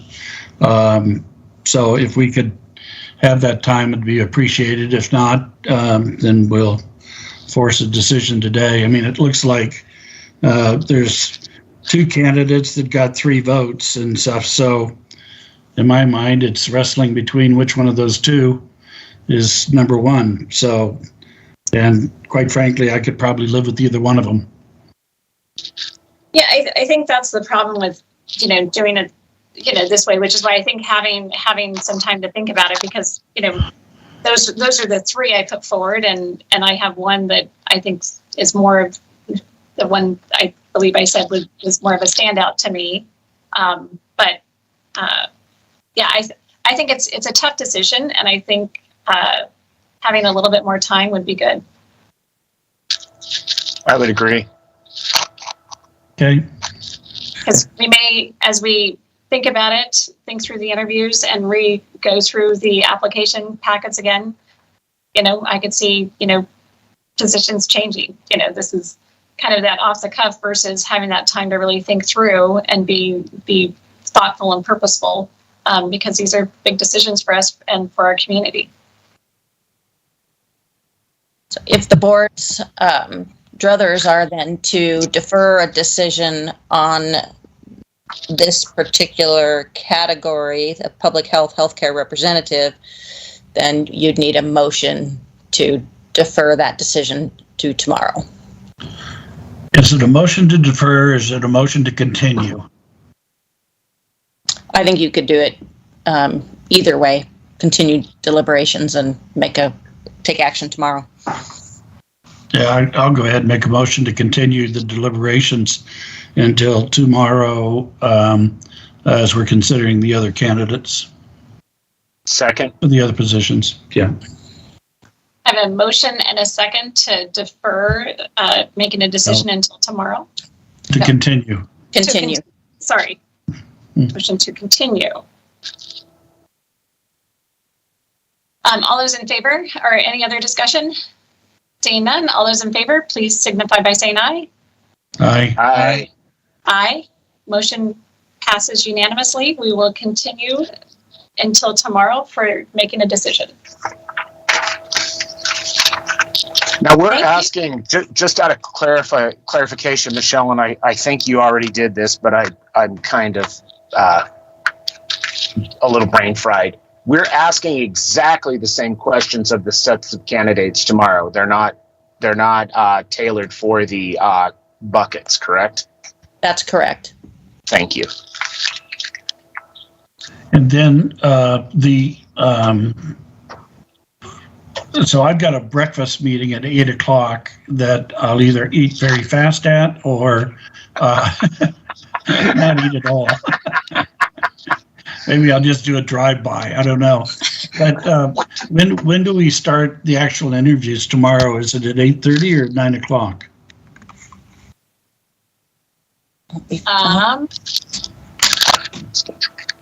Commissioner Cooney. Yes, Anne, you've got that in front of you. I don't have it right in front of me for tomorrow's schedule.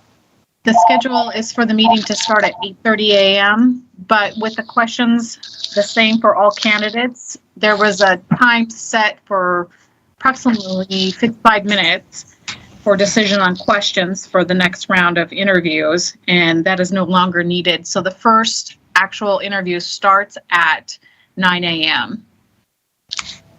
Okay. So if I were to show up at 8:45, would that be all right? Yes. So Okay. can we delay the meeting start time at this point to 8:45, or do we have to start it at 8:30, Michelle? Well, you can just start without me. Yeah, I think we need to start at 8:30 because that's what we've noticed. Okay. Sounds good. Then we will start tomorrow's meeting at 8:30. Commissioner French will join us around 8:45. I don't know if any other commissioner will be or board member will be joining us a little later, but Michelle and I will be on at 8:45 or 8:30. And I'll be thinking about you at 8:30. I'm sure you will. You should just be bringing breakfast for everybody. I will. It'll just be consumed. Okay, well, I think it is 12:43. That concludes our business for today. We have continued this meeting till tomorrow, the decision. So thank you all very much. Appreciate it. Appreciate all the candidates that have interviewed. I know it's a process for everybody, and I really, want to thank them all for their attention and their willingness to serve. So thank all of our candidates, and then we look forward to tomorrow, and they will be, again, the same questions that we ask tomorrow. Thank you all. Okay, thank you. Bye. Bye.